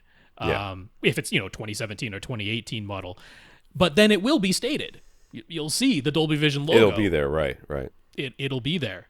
So if you want to check, particularly if you have a model that's a little bit older, AVS Forum, they do have a list. They just have a thread, the Dolby Vision HDR at home. If you want to Google it, but we'll have a link for it, avrant.com, if you want to look that up. So they have a list in there. He hasn't kept it 100% up to date, but like I say, if it's newer models, they'll probably be okay. But look for the logo. It's a safe bet. All right, Chad. Chad wants to do 4K TV. Sits about 10 feet away, so he's really hoping for a 75-inch screen size. 65 inches would be the absolute minimum. His budget is $2,000, and it's for 90% movies and TV shows. Nothing much in the way of video games or sports. Doesn't seem like an OLED would be an option at this price point, and the new Vizio P series has a 75-inch model, but it's over $2,000. He does have to pay sales tax where he lives. Doesn't everybody? So that only increases his price even further beyond his budget. So what do we recommend? Should he consider the smaller 65-inch size so that he can get a better picture quality, or is there a great 75-inch option that will fit his budget? He wants 4K, right? He wants 4K. If you didn't want 4K, the absolute answer to this question is a good projector and a screen. Oh, I see. 100%. Well, if your room isn't conducive to a projector, I'm not sure. Come on. We can make it work. We can make it work. That'd be tough for $2,000. I mean, you could get the Epson Home Cinema 4000, which is $1,700 right now, and a silver ticket screen. If your room is blacked out, I mean, that's compatible with 4K and HDR. It's not going to look like a flat panel as far as the HDR part goes, but it's compatible with those signal types, and it's wobble K. And you can get like a real big screen. You could. All right. Nice, if your room's blacked out and you can do that, it's not completely out of the question. But let's go with the question as stated: flat panel, hopefully 75 inches, $2,000. I did want to mention the Vizio P series. As I'm saying this, is on sale. If you're hearing this later, might not be the case, but it's on sale. It's still over $2,000, but it's $2,099. It's $2,100 for the 75-inch, brand new 2018 Vizio P series. Almost everywhere shows it as out of stock, but B&H Photo is letting you pre-order it and rain check at that price. And B&H Photo is a very good place to order televisions from. They're very reliable as a retailer. So if you can stretch that budget a little, now, the tax on top of $2,100, you're definitely over the $2,000 budget you said, but it's a nice TV, 75-inch P Series 2018. Very, very nice. So maybe you can, I don't know, go without coffee and eat nothing but ramen noodles for a couple of months, and you'll be back on budget. He says there's a chance he might just use his dad's old 75-inch 1080p TV since his dad upgraded to 4K. But if just before that, I'll mention one that is for sure under $2,000. Oh, I thought you had finished. Yeah, no, it looks the same. I don't blame you. Last year's Vizio M series, for the 2017 Vizio M series, they had a 75-inch model that is definitely under $2,000. You can, again, get it at B&H Photo. I didn't see it listed on Vizio's own website or on Amazon, but B&H still has it. So that one, not too bad. It doesn't have nearly as many local dimming zones as the P series. So if you can afford the P series, it's an upgrade. But the M series from last year, you get the 75-inch size, is Dolby Vision, high dynamic range, all the things, about 800 nits that one can do. So not too bad, and definitely under $2,000. All right, so he's talking about his dad's 75-inch 1080p TV because his dad just upgraded as well. But if he has a 1080p TV, will he still be able to get Atmos from 4K sources? Not just Ultra HD Blu-rays, but streaming 4K with Atmos sources too? Would he have to use an HD Fury? If so, which HD Fury model? We just talked about this, and first of all, you can 100% get Atmos from an HD Ultra HD Blu-ray. 100%. Oh, yes. Oh, yeah, for sure. I do that. Yeah. But we were just talking about how if you have the upgraded Netflix, then you should be able to get the Atmos even though you're not watching it in 4K. Yep, you can do it with an Xbox One X. Now, with Netflix, there's precious few devices that will actually output Atmos. It is the Xbox, fully expecting that the Apple TV 4K will do that as well. Although it should be fine. Like, it's a 4K device, but you can set it to output 1080p. But as long as you're subscribing to the highest level of Netflix, you should still be able to get that. And then LG's OLED TVs, their built-in app does it, but that's about it. So there's precious few that can do Atmos from Netflix, but Xbox One X proves that you can do 1080p with Atmos, and that works. Voodoo, I don't know. Again, it works on the Xbox One, the original version that only does 1080p. So it must be possible. Yeah. Whether or not it will work I don't think he needs an HD Fury. You shouldn't. No. It is the question of whether it will work on your specific device, because these apps do work differently from device to device, and depending on which service you're going for, there are some things that you wouldn't think that's the way it is, but it is, you know? Okay. But yeah, it seems like an Xbox One might be your safest choice. Really? Ryan's, this is a new question. Ryan is helping his brother build a home theater in his brother's new basement. Did his brother just build a basement? Well, his brother bought a house, and they're redoing the basement. It's a full remodel, so the basement is pretty much completely gutted right now. He's going for an open concept, though. Not if he wants a home theater. Theater area. Well, that's what they're doing, unfortunately. It's not a home theater if you have open concept. The theater area will be 15 feet wide, 20 feet long, and 8 feet high, but it's completely open to the left side to even larger space. So it's not a home theater. It is a theater area. That's yes, fine. And he did send in a diagram. Now, this is not to scale, so don't worry that the 20 feet is clearly way longer than what's going to be 15 feet in the hand-drawn diagram. But those are roughly the dimensions. And then, yes, over to the left of what will be the home theater area is a whole extra room that, again, not to scale, but I'm guessing it actually is larger than the theater area, given the way that he drew it. Bajillion feet. It's at least about the same size, I would guess. So you're kind of doubling the cubic footage, if not more. I'm guessing probably even more than doubling the cubic footage. Right. All right. So he wants to do a lot for a little. $5,000 is the budget.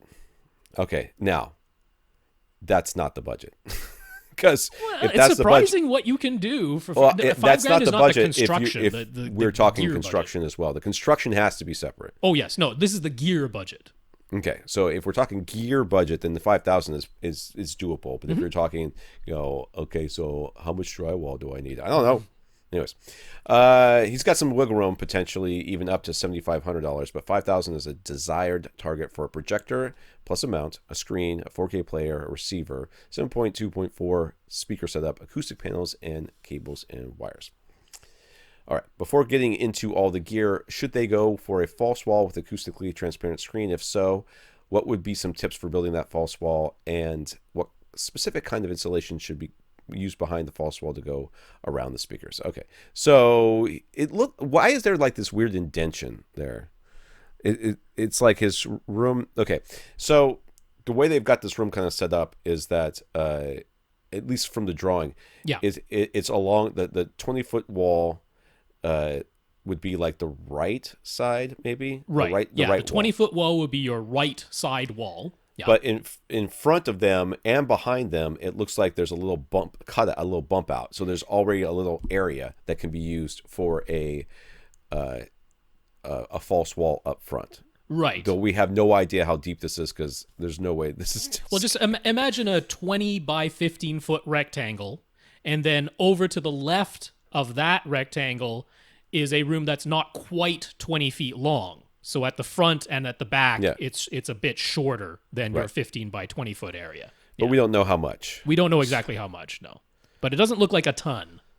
Right. Yeah, and even we can't see what's on the left side there, but we can see a little bit of that front wall on the left. And I think that's about it. So it's, I don't know, maybe 4 or 5 feet at the most, something like that. Yeah, okay. Well, this kind of lends itself to a false wall. We're not really sure how deep this thing is. It does lend itself to a false wall where you can just build it across. But I'm going to be honest with you. But the whole thing is only 20 feet long. And he wants 2 rows of seats. Yeah. I'm... I don't see a big need for it. I don't either. I mean, if this is a dedicated theater, why limit yourself? I mean, I guess it's for the look of not seeing any speakers up front, but here I would recommend that your front left and right speakers are going to be to the left and the right of your screen anyway, not actually behind it.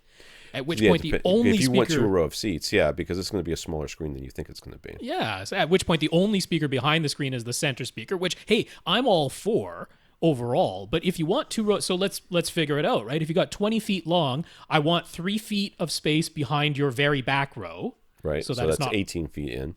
So, 17 feet from the front wall now. So 17 feet from the front wall, 3 feet from the back wall. I could not subtract 3 from 20. Then I need coffee. Then I deprived my brain of the nutrients it requires to operate math. Then you should be leaving 6 feet between your back row and your front row. So now you're 11 feet from the front wall. 11 feet from the front wall is really nice. You're just slightly behind the midway point, so acoustically that's fine as far as front to back distance goes. And 11, I'm like, do you really want to shorten that by 2 or 3 feet for a front wall? Now you're only 9 or 8 feet from the screen in your front row. And if you're worried that, oh, my center speaker is going to be below my screen, it's like, yeah, your center speaker is going to be below your screen, but you're also putting this in a wide open room, right? With a $5,000 budget. Like, I wouldn't vote for an acoustically transparent screen. Overall, I like them, but in this situation, I wouldn't vote for it. Plus, it's going to be more expensive. It's going to be more expensive, yeah. You can get a silver ticket on-wall screen for like $130. So, yeah. Yeah, so I would vote for just a fixed frame silver ticket screen, which we're going to get to when we go through item by item, but that's what I would get to. That's the inexpensive one. You mount it right on the wall. That gives you a nice viewing distance to your front row, which I would put 11 feet away from it. And the second row, I would put 17 feet away from it.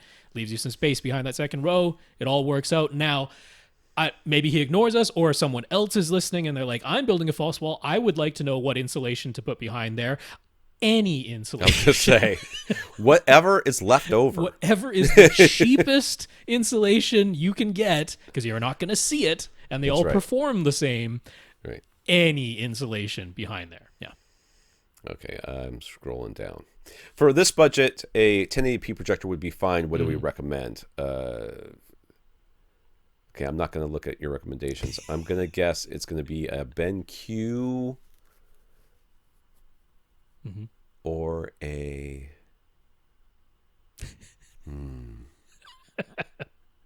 I want to say Epson. Am I right? Yeah, very much so. I'm right. Absolutely, the top choice here would be the HT2050 from BenQ. They actually have the 2050A now because they have to update it every year, whether anything changes or not. But $750, that's full retail price. You can find them for $700, but I'll call it $750 because we know for sure you can get it at that. BenQ HT2050. Now, he said there might be wiggle room up to $7,500. I'm not going to take that as the budget, but let's suppose there is that wiggle room. If you spend about $1,000 more, you could get a projector that's compatible with 4K and HDR, and that's one I mentioned in a previous question, the Epson Home Cinema 4000. That's about the least expensive 4K HDR projector I would actually recommend. Yes, there are some DLP 4K projectors that are $1,500, but I don't recommend them because they don't have any wide color and they don't actually do HDR. They're just compatible with the signal. So the HC, the Home Cinema 4000 from Epson, about $1,750, $1,800. So, but if you got the wiggle room, it's a consideration. So he's thinking a 120-inch silver ticket screen, possibly acoustically transparent. Is that a lock? 120 sounds right size to me because I'm sitting like much closer to a 92.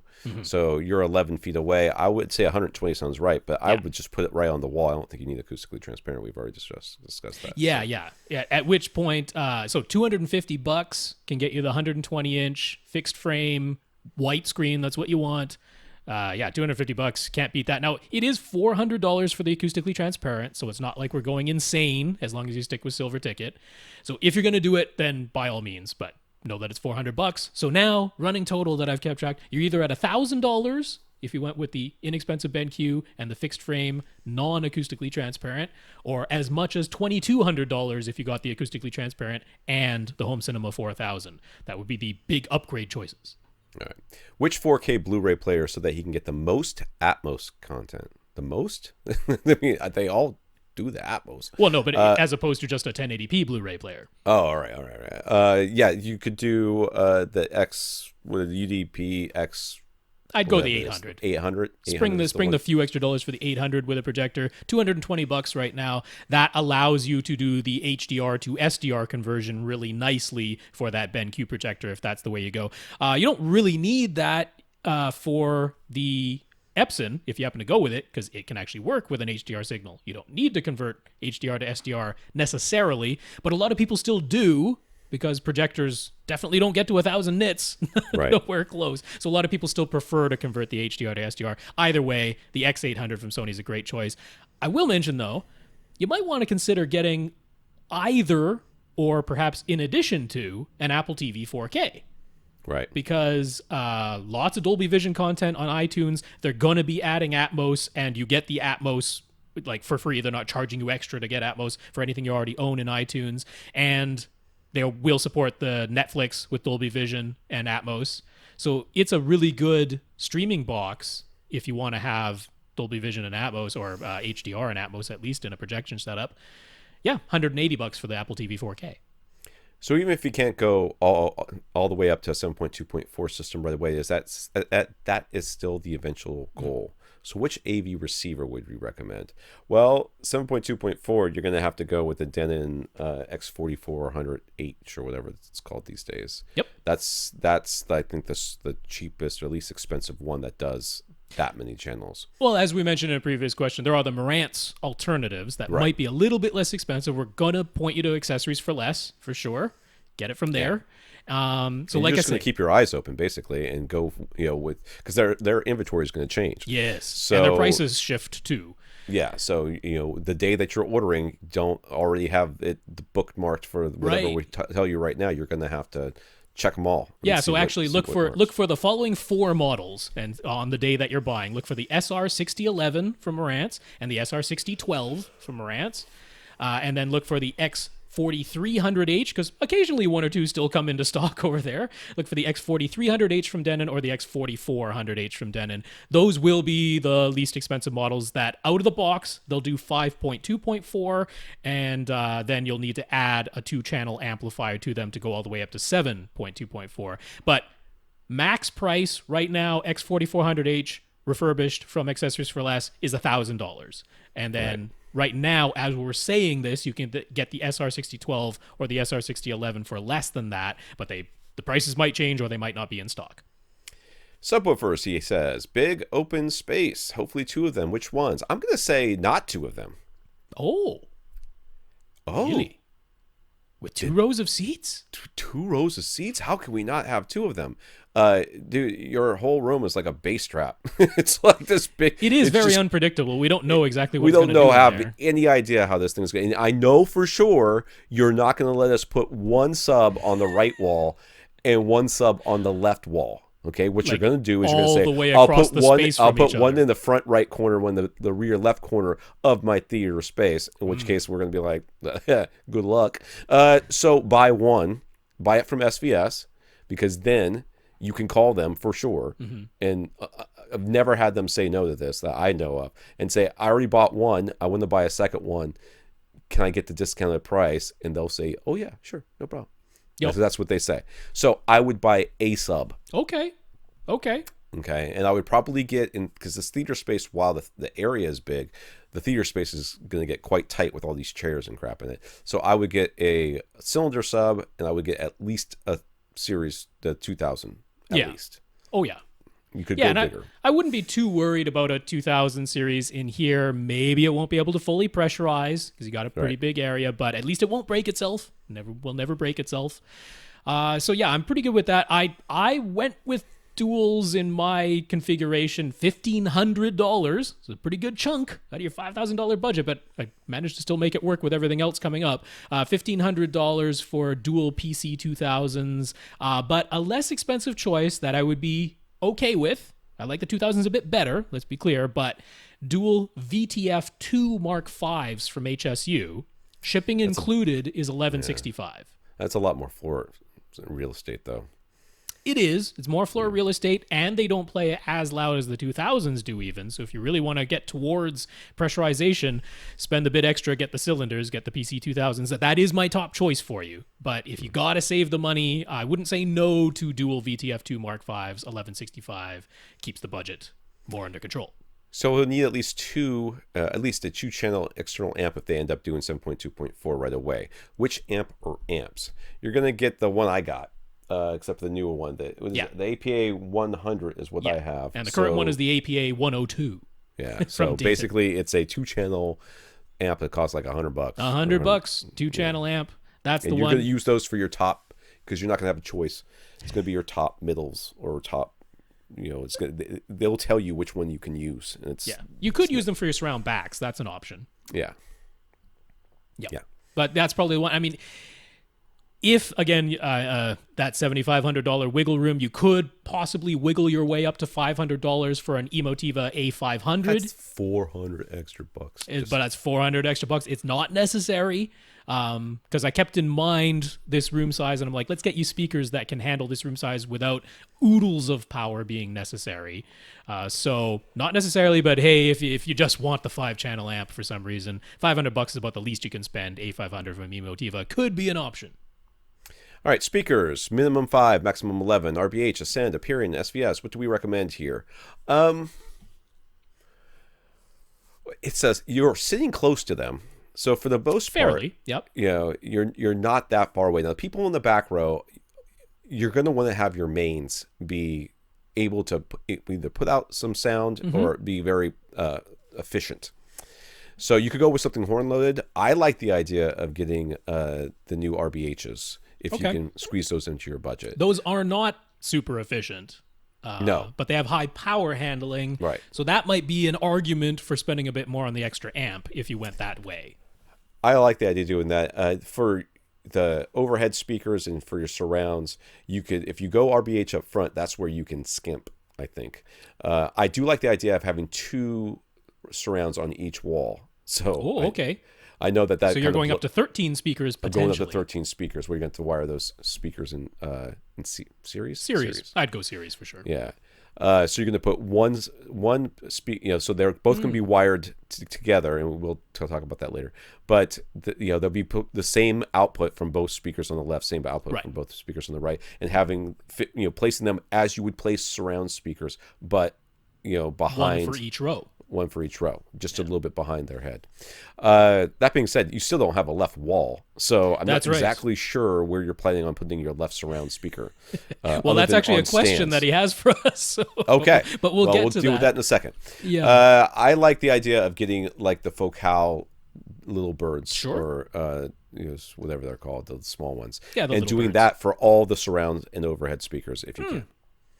Yeah. I don't know what that is price-wise, but that's what I like. Well, let's see. It's $100 each for each of the little birds. So that's and you'd be looking at 2, 4, 6, 8. Yeah, 10. 8 of them. So that's 10. 2, right? 10. Well, no, because you're gonna have three RBH speakers up front. I know, but you still need 10. Oh, 10. Yeah, you're right. 13. Yeah, because you have the dual. Okay. So it's $1,300 right there with that. Oh, at least. Plus the RBHs. The RBHs could be a little bit more than that. So no, that's what I'm saying. The $1,300 is just the Focals. Well, no, it's $100 each. If you need 10 of them, it's $1,000. Oh, right. I don't know what I was thinking. Math. Dang it. Well, I'm going to suggest now you've got a completely open ceiling right now, so I don't see any reason why you couldn't plan for in-ceiling speakers. And that would be fine too. And it's an 8-foot ceiling, so don't need anything nuts. Don't need anything crazy. So that would take my budget from $1,000 to getting rid of 2 of those. So it'd be $800 if you used that's right. the outdoor speaker ones we talked about before. Yeah, because the Outdoor Speaker Depots, the MK650s that we like a lot as Atmos in-ceiling speakers, $100 per pair, so 2 pairs, $200 right there. I think that's a great value choice. And if you want to put backer boxes around them, all they need is 1 cubic foot of air. It's pretty simple to build yourself a plywood box and put some stuffing in there that's 1 cubic foot. Not hard to figure out that math. So yeah, I think that's a really good choice for those. I'm absolutely not opposed to the Focal Little Birds and the RBHs at all. I think that's a good choice. I'll simply give some alternatives that I think are also good choices. Tom mentioned you might decide to go with something horn-loaded and higher efficiency so that you don't have to worry about amplifier power, and HSU's speakers could be a very good choice there. Right. That would be good too. So they got their HB1 Mark II bookshelf and their HC1 Mark II center, and prices are not going to put you anywhere crazy over there. Like I set it up for 7 of them because I didn't think about the dual side surrounds, but I'm in agreement with that too. But if you got 7 of the HSU speakers, you're looking at just under $1,300 for that, plus the $200 for the 2 pairs of Outdoor Speaker Depot speakers. So about $1,500 total would be 11 speakers, and then I also very much like Ascend Acoustics, their SE series, their CMT 340. That's their big model in that series. If you had 3 of those across the fronts and then a whole bunch of HTM 200 SEs as your surrounds and backs. Yeah, again, 7 of those is just a little over $1,300. So really comparable in price. All of these are very comparable in price. Any of those 3 options. So if you went with the Impression Series speakers, the R515s, the LCR speaker, if you went 3 of those, they're about $200 each. Okay. So that's $600 for the front row, for the front. So $600, $800. See if I could do that. Is that $1,400? Did I do that one right? Thank you. That's my recommendation, those 3. That's if you get the regular Impression, you can bump that up to the Elite speakers up front, which would be maybe worth it. So something there. Okay. So we're all in the range of around $1,500, $1,600 total for all of these speakers. That's not, for speakers of this quality, man, that's not bad. That's not bad. So he says, acoustic panels, how many? Where should they go? Well, you don't have to worry about your left speaker. Nope, your left wall don't need no panels over there. So you're going to want some, you're definitely going to want to put a nice, thick panel, maybe even off the wall by a couple of inches, right next to your front right speaker. I'd actually like to have a fair amount on that whole right wall. Well, in a perfect Pizza Hut world, as I used to say when I used to work at Pizza Hut, you would just line that entire wall with insulation and just put speaker fabric over top of it. Yeah, that's not out of the question because raw insulation by itself that you're going to cover with something, not that expensive. Right. So if you can cover a large portion of that full right wall, I'd love you to go with 4-inch thick insulation if you could, which does, of course, increase the price a bit. But if you just get that, and then, so he was talking about building a false wall. Maybe the false wall doesn't go on his front wall. Maybe his false wall goes on his right side wall just to cover up a bunch of insulation. Yeah. That's not out of the question at all. We're kind of giggling at it, but that's entirely something we would consider doing. Because what you're trying to do is acoustically make that physical right wall not so dissimilar from the complete lack of a wall on the left-hand side, which means we want it to be as absorptive as it can be. Right. So yeah, if you can do that, and that might even be cheaper than buying a bunch of panels. I think it would be because you're just getting raw insulation, and then the false wall. He's like, how do you construct that? Stick framing and then some speaker grill cloth over it. There's nothing to it. Well, the speaker grill cloth is not exactly.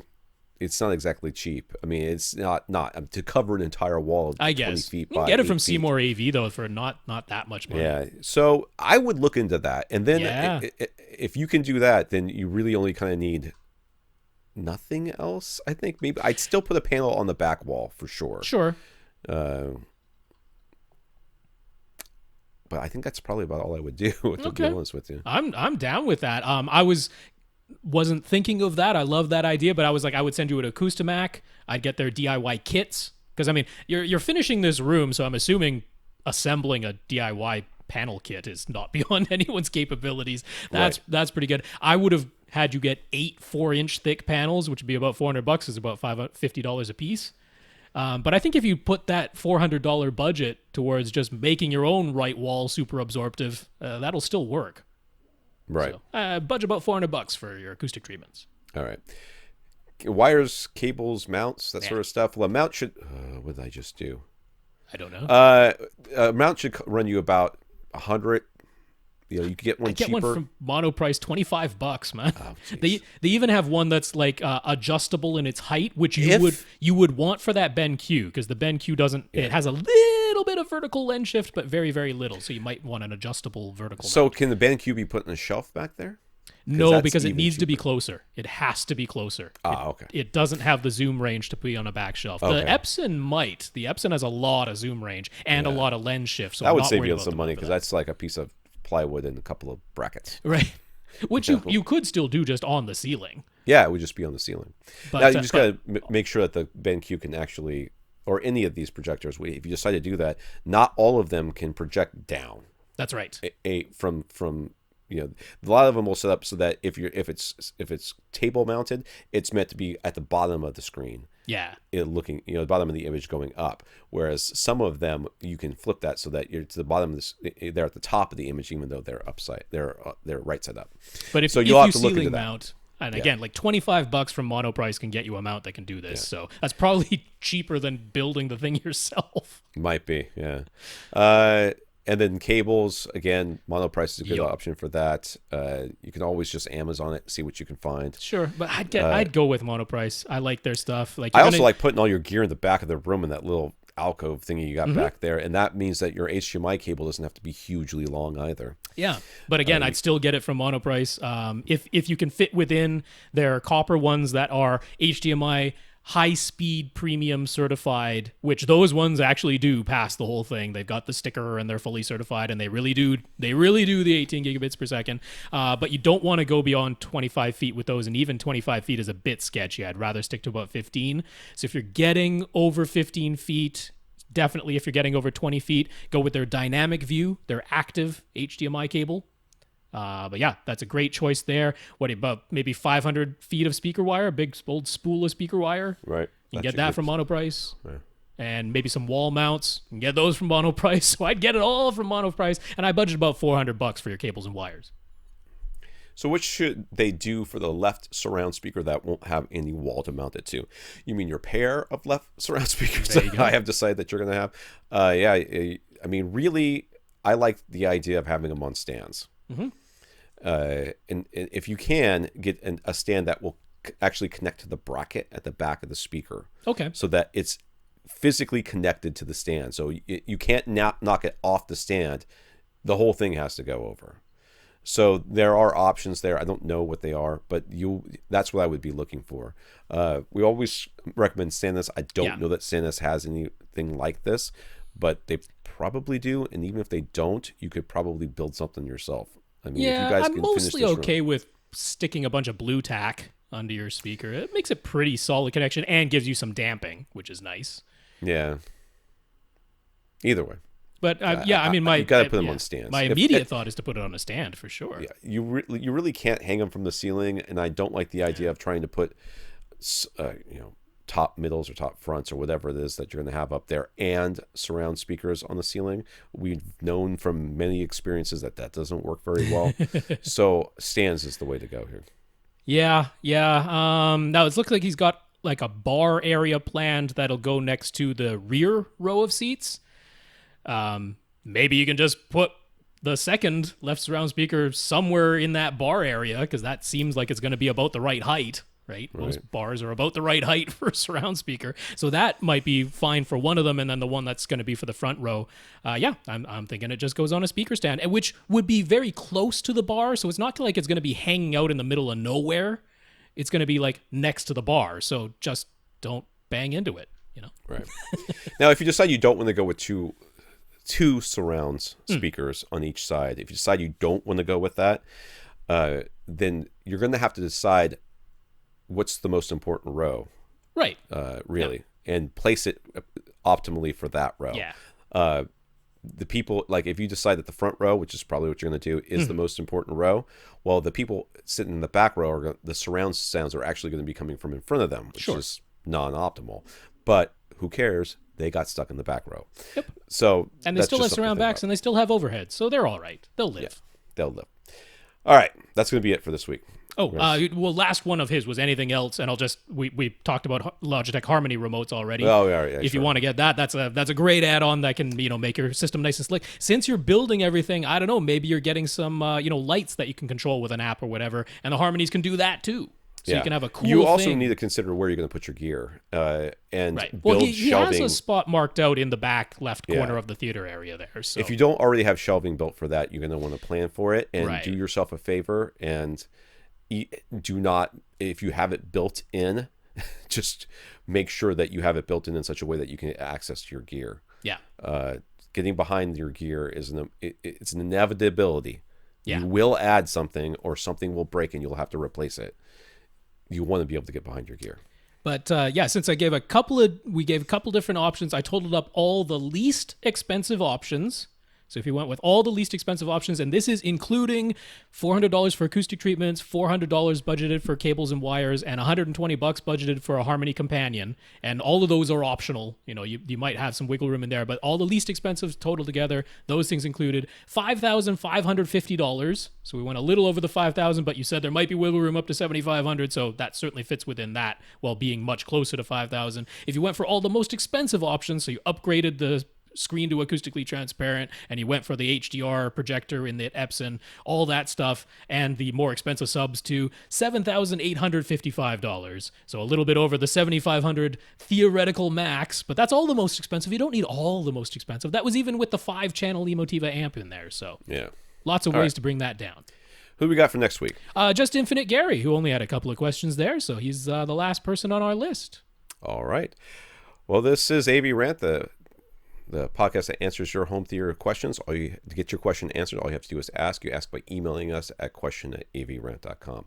We want to thank our listeners of the week. We want to thank Chad for going to www.avrant.com and leaving us a cup of coffee tip on our PayPal. So thank you very much, Chad. Yeah, Chad, thank you very much for the donation.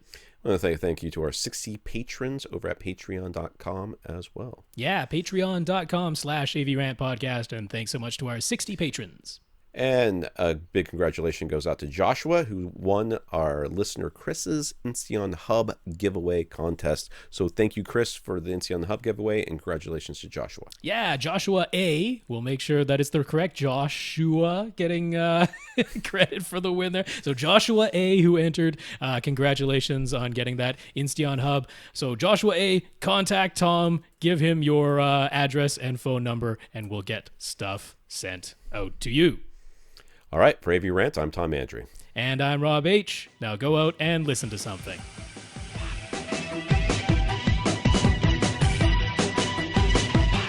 Want your question answered? Send it to question@avrant.com.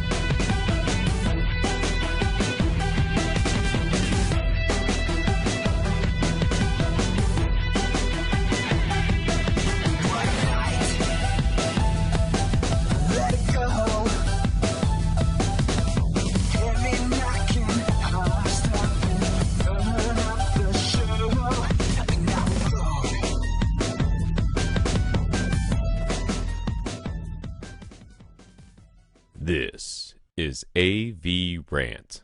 Now go out and listen to something.